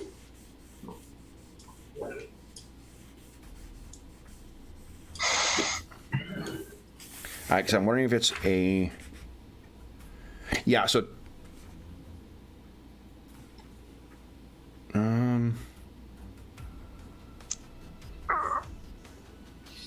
No, I think it can be damaged, it looks like. I just don't know if it automatically damages it. Let's see. Well, it doesn't. Yours, it still would have to do a fair amount. You did 11 body. It has a 6 resistance, which means only 5 would get through. And you rolled 8. No, what did you roll? 7 on it, so it still wouldn't destroy the Tangler. Yeah, okay. So it has 2 points. I gotta remember that. Okay, we hit this thing. 2 points left in its entangle. Let's see here. I'm just going to quickly flip through here. Let's see if I'm doing that wrong. I don't see a disadvantage that means that attacks on it will potentially free it, which makes me think that it automatically works that way.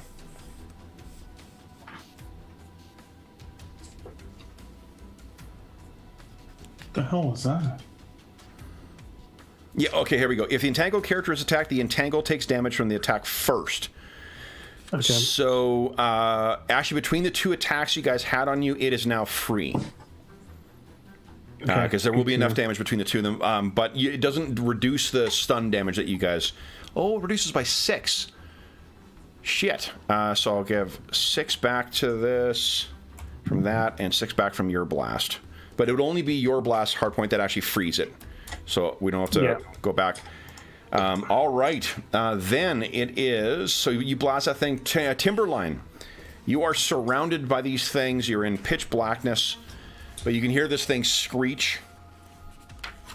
Now, I don't have any idea about this thing, do I? Like as far as... Like what's happened to it? Is, or what it is? No, not at all. I mean, apart from whatever, you know, Hardpoint may have said something nerdy about like how many hit dice is likely to have. Yeah. Right. You know. Okay. What are you thinking? Then,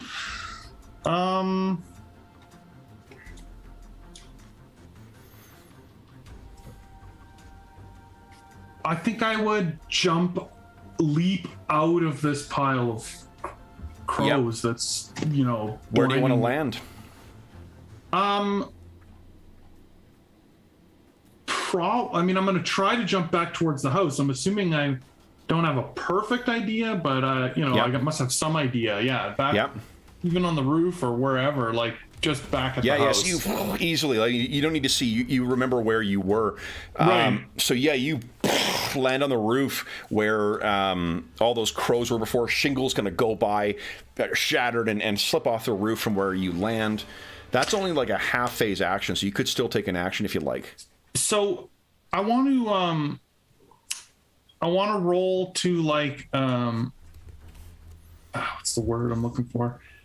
Like try to analyze these crows. Like they seem to be working together. So like, are they robots? Are they mind controlled? Like I'm trying to figure out. Did mention before. Remember, he did. Yeah, mention... when they were connected through magic. Okay, so they're mind connected somehow. Right. Okay. So yeah, then I'll try to find the source. Like look around.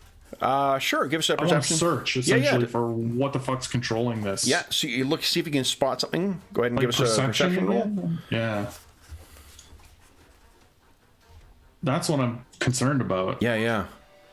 So you're carefully looking around here, trying to, find out the roof. You can tell is littered in crow shit. So like, there's been a lot of them here for a fair amount of time now. Not so long. Like this isn't like a bat cave, covered in guano or something like that. But like, there's been a lot of birds on this roof for a fair amount of time. Right. That's the only thing. Unfortunately, so it's messing me up as far as then it is the Griffin's turn. It is going to catch a breath, so it'll take a recovery. And its endurance will be at full then. Then it is phase 12. All right, so then Lady Crow, that blinding is counting down some more. Then Hardpoint, what are you doing? Man, that thing is. I'm gonna just try to keep. Yeah, I guess. Blast it again? Yeah, I feel like those crows are a problem right now. You can attack the crows directly. Like there are auto fire. Yeah, there is a auto fire might be fairly effective because they don't look. I mean, they look like crows. It's a flock, so it's going to be kind of like mechanically the way flocks are often built is like swarms in D&D. So they'll have like a damage resistance. So you'll reduce the damage by a certain percentage. So if you're hitting them multiple times, that would definitely do a lot of damage to the murder of crows. Yeah, I think I'll unleash the crows because they see. I mean, the flash blindness worked temporarily, but they just keep coming back. Yeah. So I'll do that. I'll blast them. Okay, go ahead. And can I do like a? Wasn't there like a set gives you a bonus to OCD? Maybe I don't need it. Yeah, I mean, hold on. Do I have to take a phase to set, or is that a half? This one actually, no, that is a good option, or a good question, because you remember every 2 points you beat it by. Set is one phase, so you do need to spend the whole phase doing it. You increase your OCV by +1. I don't. I have to spend a phase doing it. Okay, maybe not this time then. Not this time. Okay. I'll just try to. I'll see how this works. Okay. So, and then where are you putting your levels? Both in attacking. Nothing's attacking. In OCV? Sounds good. Yeah. Okay. It's pulse of.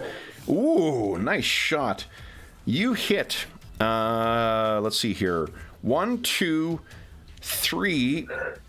3 times. Okay. Yeah, 3 times. So go ahead and roll damage. Roll that same attack twice more. Okay. Okay, twice more. Yep. But we're just looking at damage, right? Yeah, just at damage I'm looking at right now. Okay, so that is Pulse Blast did 23. What's its? With those 3 shots, you just hammer all of them. There is not, like, whatever little crows are left that fly off, go. You fucking annihilate this murder. So all you can see is the griffin rears up its head and kind of cries at you. Timberline, you're on the roof. You'd looked around trying to see something. You heard Hardpoint discharge his auto-fire pulse blast. You look down and you can see the griffin is no longer concealed by the crows, and it looks like it's moving its massive wings out, getting ready to take flight again. Okay. Well, then if it's still on the ground, I'm actually going to leap back down onto this thing and smash it again. Where are you going? Yeah. Where do you think you're off to? Assign your levels where you want them, and then go ahead and make your attack. Okay. Everything looks good. And attack. Go. Yes. Holy smokes. All right, so that is a solid hit. What is this con? This thing's pretty fucking tough. So you hammer this thing. Again, you think there's a crack in its bizarre, like almost wooden-like beak as it hits the side. Then 13 body. It is. It is 13 body. That's a lot. Yeah. So the way you may remember, Carl, there's a difference between killing attacks and non-killing. Yeah. So we'll be seeing a killing attack in a moment here. What is your DCV currently, Timberline? My DCV, that'll be under core 7. 7. Okay, so this thing flaps its wings to get up a little bit, and then it brings that beak down and tries to tear into you. So I'll roll in chat because that'll be fun. I need a because my tendency to roll high usually fucks me over in this game. So let's see here. Your DCV is it's 11 plus 11 plus 11. He's going all in to try and get you this time. 22 minus 7 is a 15 or less. I need to hit you. Should be no problem. Ooh, gets you. All right, now this is a killing attack. E6 plus 1. What is your resistant physical attack? It's PDR. I think it's 15, isn't it? No, 23. 23. Yeah. 23, okay. So I need to roll higher than a 23 in order to actually affect you with this. Franks that beak down, slams onto your iron-hard skin, and then kind of retreats or back because your skin is so damn tough. Yeah, it's used to biting into normal people, not a not a super tough thing. All right, then that is the end of phase or segment 12. Everyone gets the post phase 12 recovery. Add your recovery back to your. Oh, and remember, it's 1 point of endurance for every 10 points of strength, Timberline. So. Every time I attack, it's -6, which I think was only like 3 times this round because you. And my recovery is my actual recovery stat, right? Yeah, that's right. 20. Oh yeah, okay. So this round it didn't matter. Didn't matter. All right. So then we'll add 20 back to this thing. All right, guys. So then I add my recovery of 20 back to my endurance. To your endurance, correct? Yep. Okay. So you're back up to full again. All right. Yep.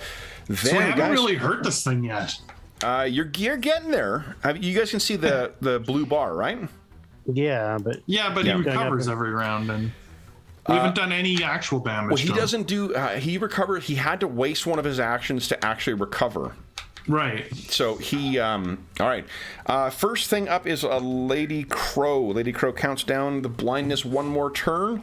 And then she's going to use. You see more of the crows are beginning to collect together as if they're under some kind of control. Again, after I dispersed them, and now they're coming back. If you were to guess, it seems as if some of these crows, or another batch of these crows, is now becoming under direct control. I gotta find this person. Yeah. Okay. Blast, do something to disrupt the control. Hardpoint, what are you doing? Hardpoint, this thing's not going down, and it tried to bite my friend in half. I don't know. Mm-hmm. I do have a killing attack.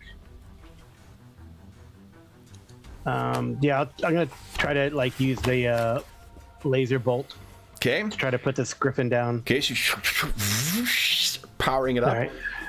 All right. So put your levels where you'd like to have them. Okay. This thing did go God. all out trying to hurt Timberline. Yeah. So. Oh, nice. All right. 14 or less. Oh, shit. So it... I burned it out. You didn't activate it because I think it's got an activation roll. So you try to get this thing active. doesn't. Do you have 1 point of luck left? I have several points. I do have. I can use luck for that. I have. Heck yeah. Yep. Any dice. So I will do that. okay. I'll bang it. bang it. Come on. So you do need to give us a on. 3d6 roll for burnout. Okay. What is Oh, is that no, the I same? think it's only if you fail it burns out. Never mind. Ignore me. That is a solid hit and 13 body. You hit the back of this thing, and it zorches along. This smoke comes off of it. No effect. What? Now, Wow. however, roll us a D... Oh, times 4 stun. So that is... However, let's see here. That is 40... Even though you didn't do body to it, it may have stunned it, done stun damage anyway. That's 48 stun, yeah. 52, actually. 52 stun. Oh, wow. Because 4 times, right? So it's 52 minus 25 is 27 damage. Holy shit. So you hit this thing. It screams in pain as it writhes. Then it is Timberline's turn. What are you doing? Well, let's try and knock this thing right out. Okay. So another... maybe I see that it's weak, and I'm gonna try to, land a heavy blow this time. Yep. So. So one other thing you can do too, one of the more inventive ones in it, is something called grab. What grab does is if you're successful on the grab attack, you then get to pick immediately something else to do. And that can include just inflicting damage, like, wrenching a limb or choking it or whatever. Or you could slam it to the ground to do damage, or you could throw it. And if it hits something, then it takes damage. Or you can just control it, just prevent it from leaving. Yeah, I could try to pin it down, I guess. Yeah, like a grab does, it is a maneuver, so it gives you a -1 OCV, -2 to your DCV, but it gives you those if you're successful. But I can put my points back into the DCV to try and balance that. Yep. Can I still click the unarmed attack to roll it? Yes, just to roll the attack. Okay. Okay. Oh, so you are terrible. off. You're off by, I think it's only 2 though. Do you have 2 luck available? Oh yeah, I have 9 luck. Okay. So let's go. Let's do it. If you want to spend 2, you can grab hold of him. Absolutely. And then what would you like to do? Choke, throw, just hold in place, slam to the ground. Slam it. Yeah. Can you slam it? Slam it? Yeah. Let's try and slam it. Okay. That's. Oh, I don't see slam on the list. No, there isn't. It's one of the. It's not a separate ability. It's just slam. You bash the victim against something, such as the ground. So then we look at what damage you did. 48 stun. Yeah. So you grab it and then. Let's see here.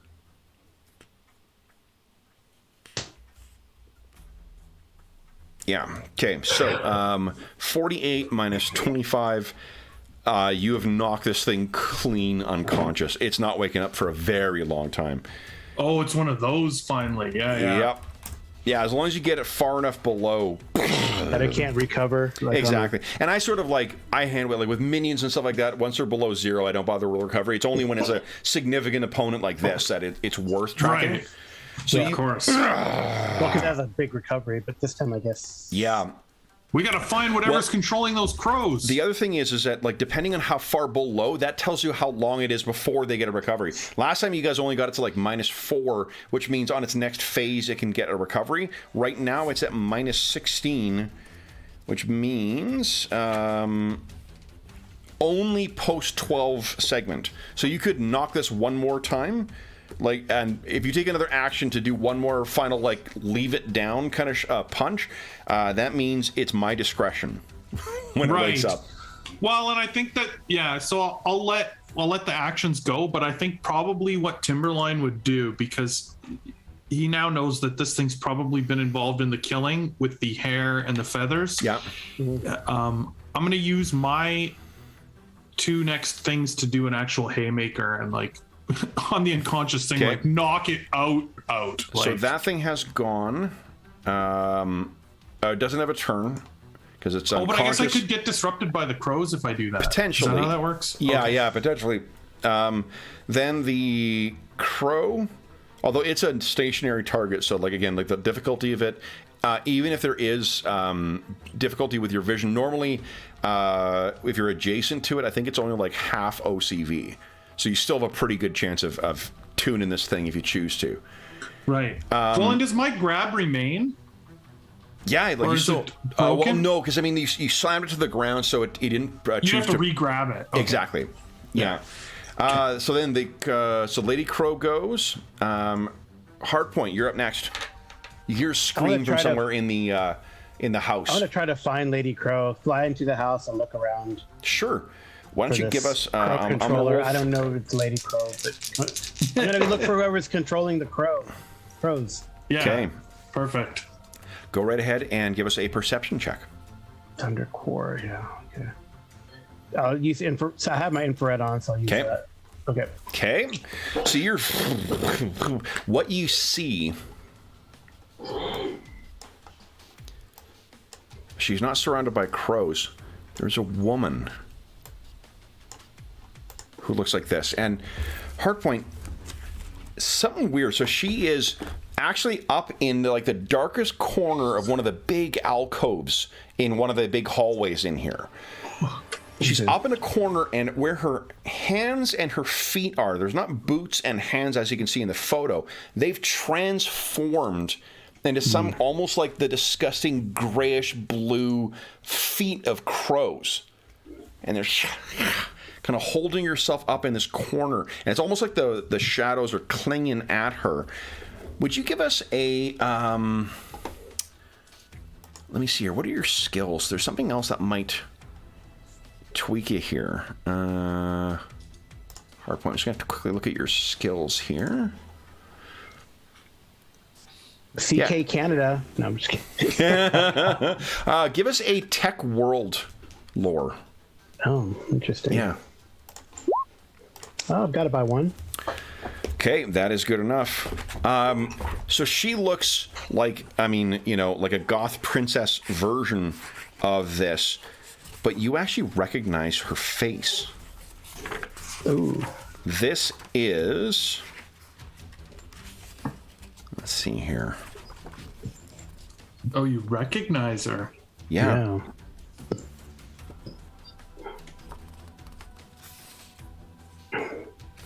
Oh no, it's Sherry Chan. She's no. Yeah. No. I should have gone to lunch. This is Linda Randolph, the wife of billionaire Elliot Randolph. They are both scions of very, very rich families who proctored or turned their respective fortunes into a kind of like East Coast tech empire. They're sort of like an East Coast version of like a Bill Gates or Gates, whatever, type, or Steve Jobs ish. Yeah. But she looks like you've seen her photo before in like Forbes or whatnot, always with her and always with her husband. And you rolled not badly enough. Aren't they from this region? Oh, maybe this is their house, huh? Okay, so that was only your perception. You moved, you found her, Then it is Timberline's turn to land your haymaker, right? It takes two. Doesn't it take 2 actions? You start now and you'll land on 6. Yeah. Yeah. Okay, so the Griffin unfortunately does not get an action until post thing. Then she begins to recover. She has 2 actions back to back. Where's that dice going? She's really fast. Yeah, I know. Yeah, she is, but you blinded her for a huge amount of rounds. Okay, so Hardpoint, you're up next, actually. She still doesn't seem to actually see you. I'm gonna blast her. Okay. Both on blast. This poor woman. Go right ahead. Yeah, I mean, that's why you got to do this stuff, right? Yep. And also, like, unless you're actually using Yeah, I'm not killing going to stuff. use the laser bolt again. I'm not going to. Yeah, it won't. It shouldn't kill her. Hit DCV 10 again. Nice. That is, definitely good enough to hit her. And let's see, her. Oh, well, you know what? I gotta undock her stats here because otherwise it'll fuck up again. It's going to do weird things. Yeah. Let's see here. All right. So what? You hit this brilliant, bright white light. Her energy defense is not great. So that is 28, which is way more than her constitution. So you slam her. Watch this. Minus. There we go. And then she doesn't see it. She hears you there, but does not see it. It sort of slams her against the wall, and then she falls down. Give us a 3d6 roll, because she's going to take damage from the fall as well. Oh, no. 11. It's only stun damage from the fall. Okay. So that doesn't even get through her protection. So she slams into the ground, but it's clear that she's not human any longer. That's freaky. Timberline, you've landed your hit on Griffin. It is completely unconscious.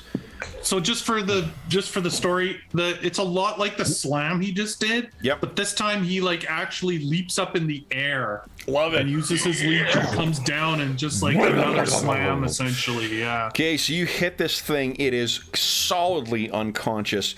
And as you stand over it, as the dust kind of clears from this, that's been kicked up by your incredibly powerful strike, what you see is that this thing begins to slowly, with this horrible twisting and bending sound, it begins morphing. Oh.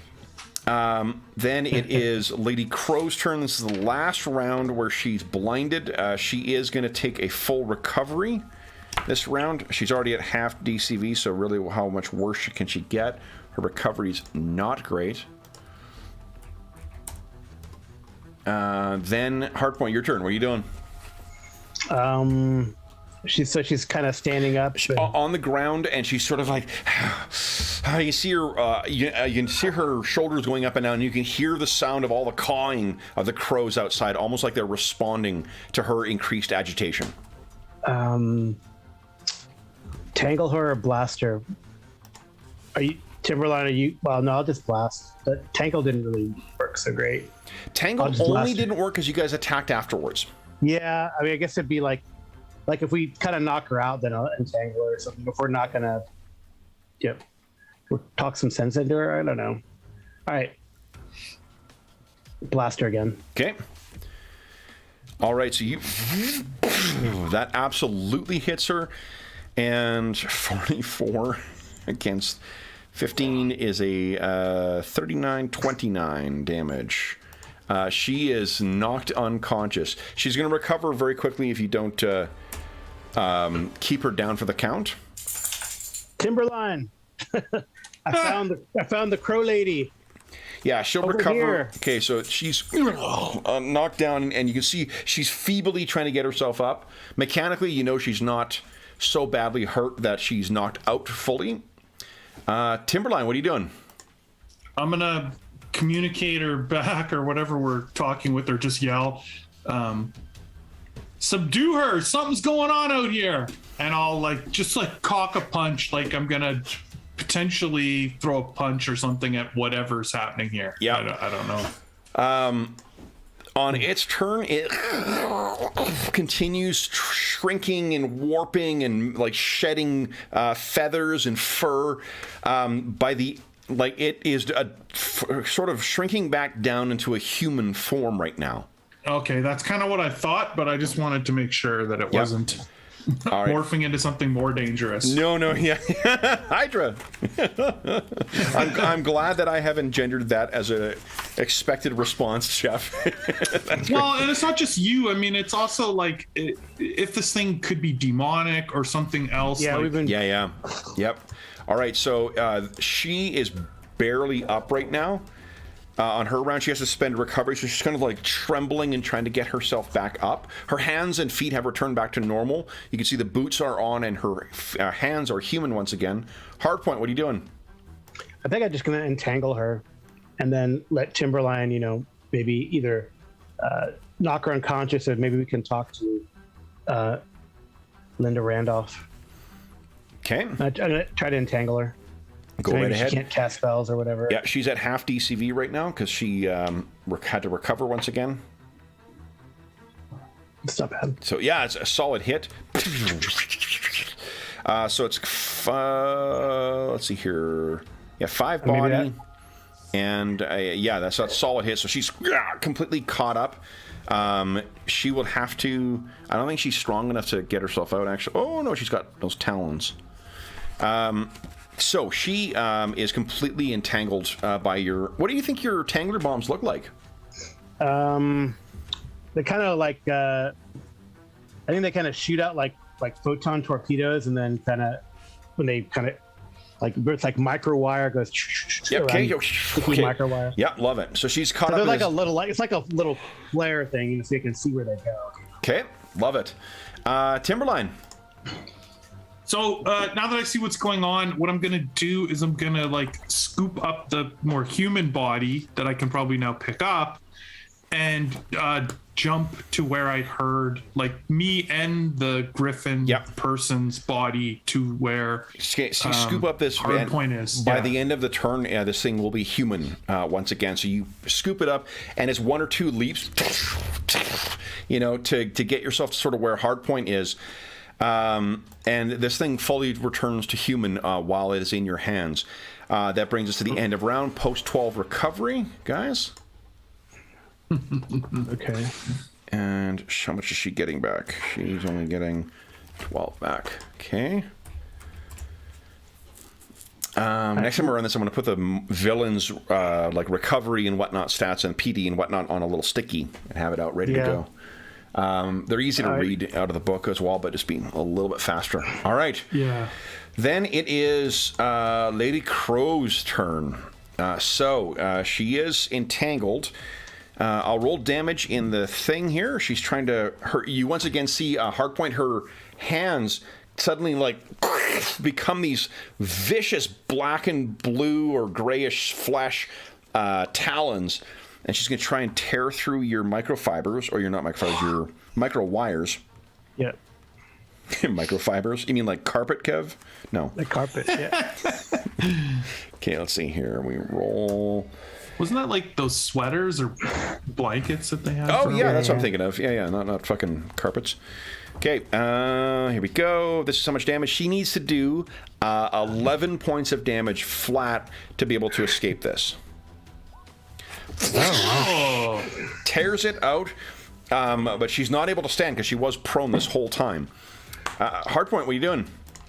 Well, I guess we got to do this the hard way and just shoot her again with the blast. She looks up at you, and you can see where her eyes before were human and whatnot. She's recovered from this now. She looks up at you. Her eyes are perfectly reflective black. Ugh. So, Hardpoint, what are you doing? He's going to shoot her. Okay. Like he does say, I guess we got to do this the hard way. Love it. Oh. Okay. Oh, that is a huge hit. So 48, her energy defense is only a 15. That still means, so she's stunned once again, but then you reduce her 30. So she turns around to try and get at you. You just render her completely unconscious in a single shot. Let's see here. Yeah, there you go. Actually, should be minus 33. So she's completely unconscious as well. Timberline comes running in, bearing what you can see is a very naked Elliot Randolph. Ah. That's her husband? Yes. Oh. So you come in and you see her husband is in here now too. He has some kind of strange brand on him, on his flesh, that looks vaguely like the shape of a griffin. And on her back, you can see there is a brand as she begins transforming back to her normal self in the shape of a crow. Wow. So I guess. Well, how long are they out? Do we have a chance to? They're out for as long as you want them to be out at this point. We want to look around for that dagger, right? Or maybe. Yeah, search the residence. Okay. Well, tie. I mean, I can use one of my tangler things to tie her up, him up just in case. The one thing with your tanglers, you absolutely can do that, and they seem to be regular humans again now. So, like the likelihood of them getting claws or wings or whatever is quite low. Just remember, your tanglers they don't take endurance; they have charges. Yeah. So I'll just I know they have. I've been taking that off. Okay, cool. So yeah, you just. I use 2 more. Yep, and they're completely all tied up in it. Yeah, just so they don't run away. yeah, absolutely. Well, and for their own safety as well, too. Unless these things. So, what do you guys do next?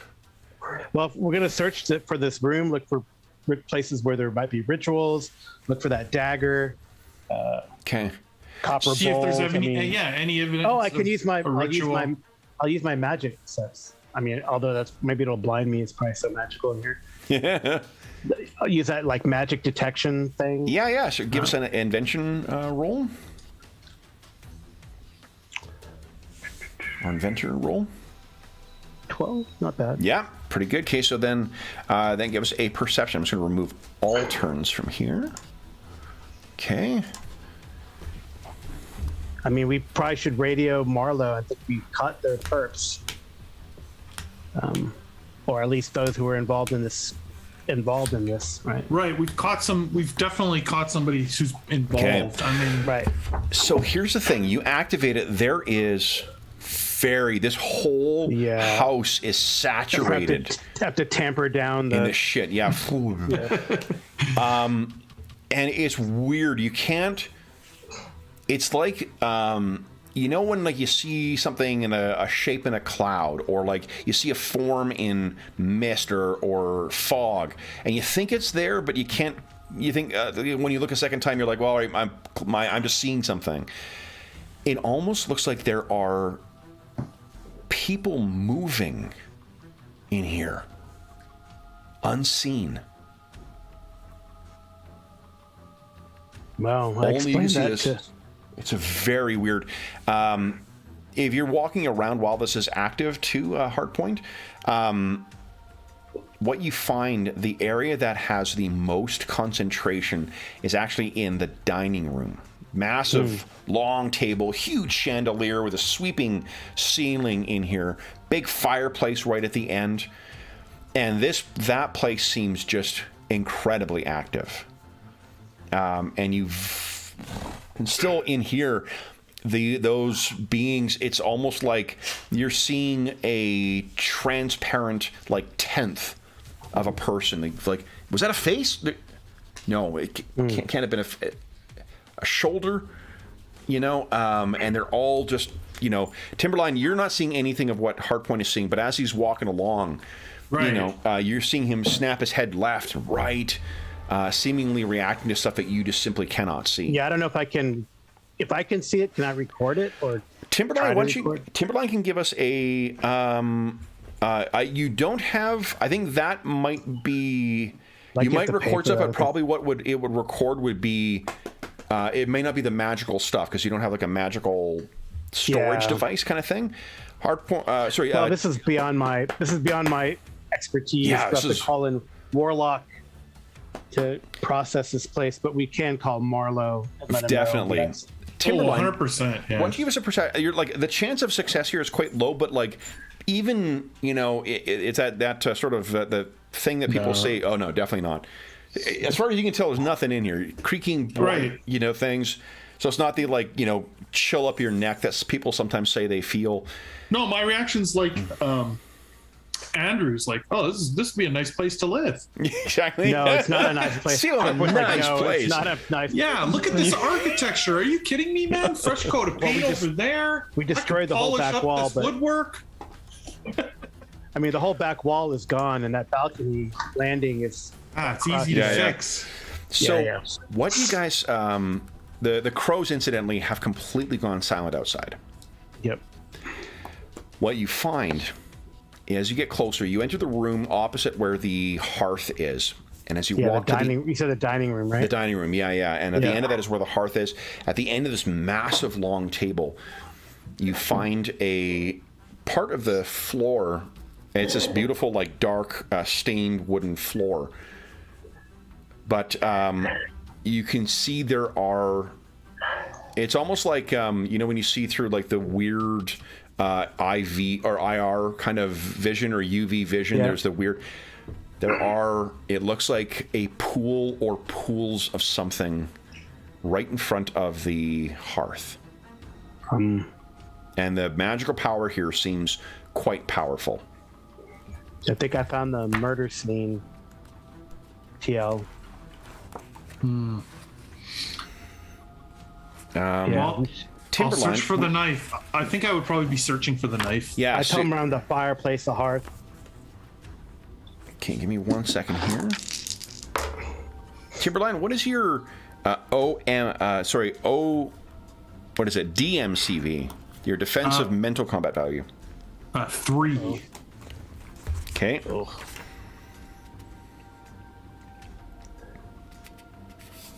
Okay.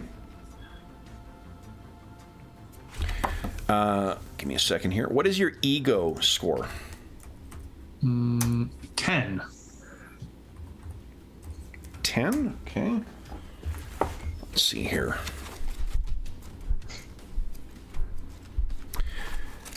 What you can feel, Timberline. Yeah, while you did not notice anything before, something kind of goes up your spine, and you can hear a woman's voice with a very subtle French accent, and not like Quebecois French, like proper Parisian French accent. Says something. Your ego, you said it was a 10? Yeah. I think you are looking around the other side of the corner. Hardpoint, you're maybe looking at the stain right now. Mm-hmm. And Timberline, you can feel something move in your, the base of your mind. And this incredibly convincing voice says, "He will betray you both.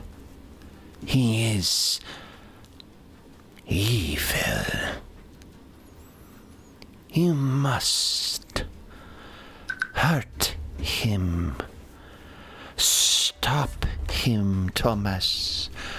Stop him." And as you're doing that, you can feel your fists tensing up. You look over, and you can't see your eyes because your visor, but you look over at Hardpoint. Hardpoint, would you give us a quick perception check, please? I just want to see if you see what's happening here. So you're looking down, but you can see, you look over at Timberline, there's something weird. He stopped, and it's only because he stopped and is sort of turning around. What has happened, Timberline, is for right now, you have been mind controlled, and it got a good enough result that for now, you will have to attack Hardpoint next round. So you turn, and that is when you guys hear what sounds like the sound, kind of like wet canvas tearing. And what appears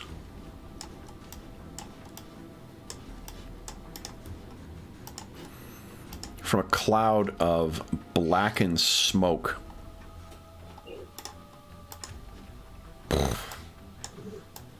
Black Paladin flanked by Talisman.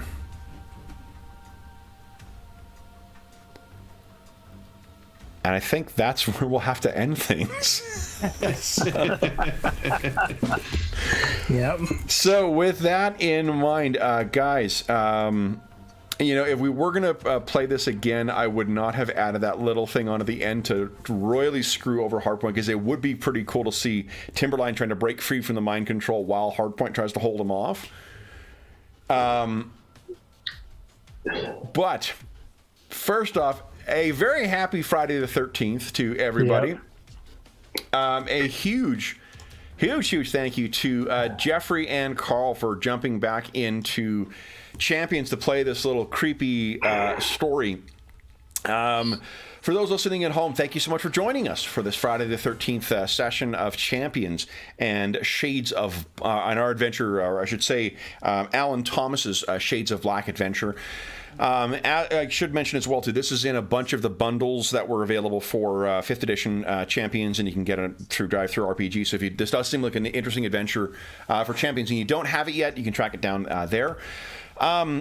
As is always the case, if you have any comments, questions, or concerns regarding the session, the campaign, or the game we're playing, please don't hesitate to leave a comment in the comment section down below, and I will endeavor to reply in a timely fashion. In addition, there is a link down below to the Dungeon Musings Discord server. We do have a channel dedicated to Champions and Hero System, as well as every other game we run on the channel, as well as a bunch of other great things like finding a group, like the charity initiatives we run on the channel, like convention information. I know there was 2 different conventions that were posted about in the last day. So lots of great stuff, and more importantly, lots of great people. So you are more than welcome to join us over on the Dungeon Musings Discord server. In addition, there is a link down below to something called Heroes Save Villages. That is the charity fundraising campaign that we run on the channel, which benefits the SOS Children's Villages International Charity, a really amazing organization active in over 130 countries, benefiting over 80,000 orphan and abandoned children. From now until the second week of June 2022, for every $25 Canadian that you donate through that link, you will get one chance to win the grand prize or one of the other terrific prizes we have in our next charity raffle. Any donations made through that link go directly to SOS Children's Villages International. None of it comes to the channel or any other middleman. It just goes to help the kids who benefit from their activities. And of those 130 countries, the Ukraine and the surrounding countries are some of the areas where they have emergency relief effort going on right now. In addition, there is, I guess I should say, the prizes that you'll have or be eligible for include 3 amazing gifts from our friends at Beetle and Grimm's Pandemonium Warehouse, a platinum edition of the Wild Beyond the Witchlight adventure, a gold edition of Absalon City of Lost Omens, the box set they recently released for Pathfinder 2nd edition, their first one for that, and just brand new, we arrived 2 days ago, a silver edition of the new Fizban's Guide to Dragons, another amazing box set. If you don't win those, there's still tons of other great prizes, including Jeffrey here has very generously donated a full set of the newest 5th edition Iron Kingdoms books. There's also a set of the 3 core books for AD&D 2nd edition donated by our buddy Dave. Dave has also kicked in a chainmail dice bag, and there's a bunch of prizes from the Dungeon Musings Red Bubble Shop, and a copy of Jackals from our friend J.M. DeFogie, the author of Jackals, this terrific Bronze Age fantasy RPG. So lots of great prizes, lots of great ways of saying thank you. And again, all money that is donated goes directly to SOS Children's Villages International. In addition, when you make your donations, you have a chance to affect the charity sessions we run on the channel. And we have coming up tomorrow afternoon a pretty awesome session of Castles and Crusades set in the setting of Dark Sun, and many of our donors have spent the money that they donated to help make things sometimes more difficult, sometimes easier for our heroes, so it's going to be pretty freaking fun tomorrow.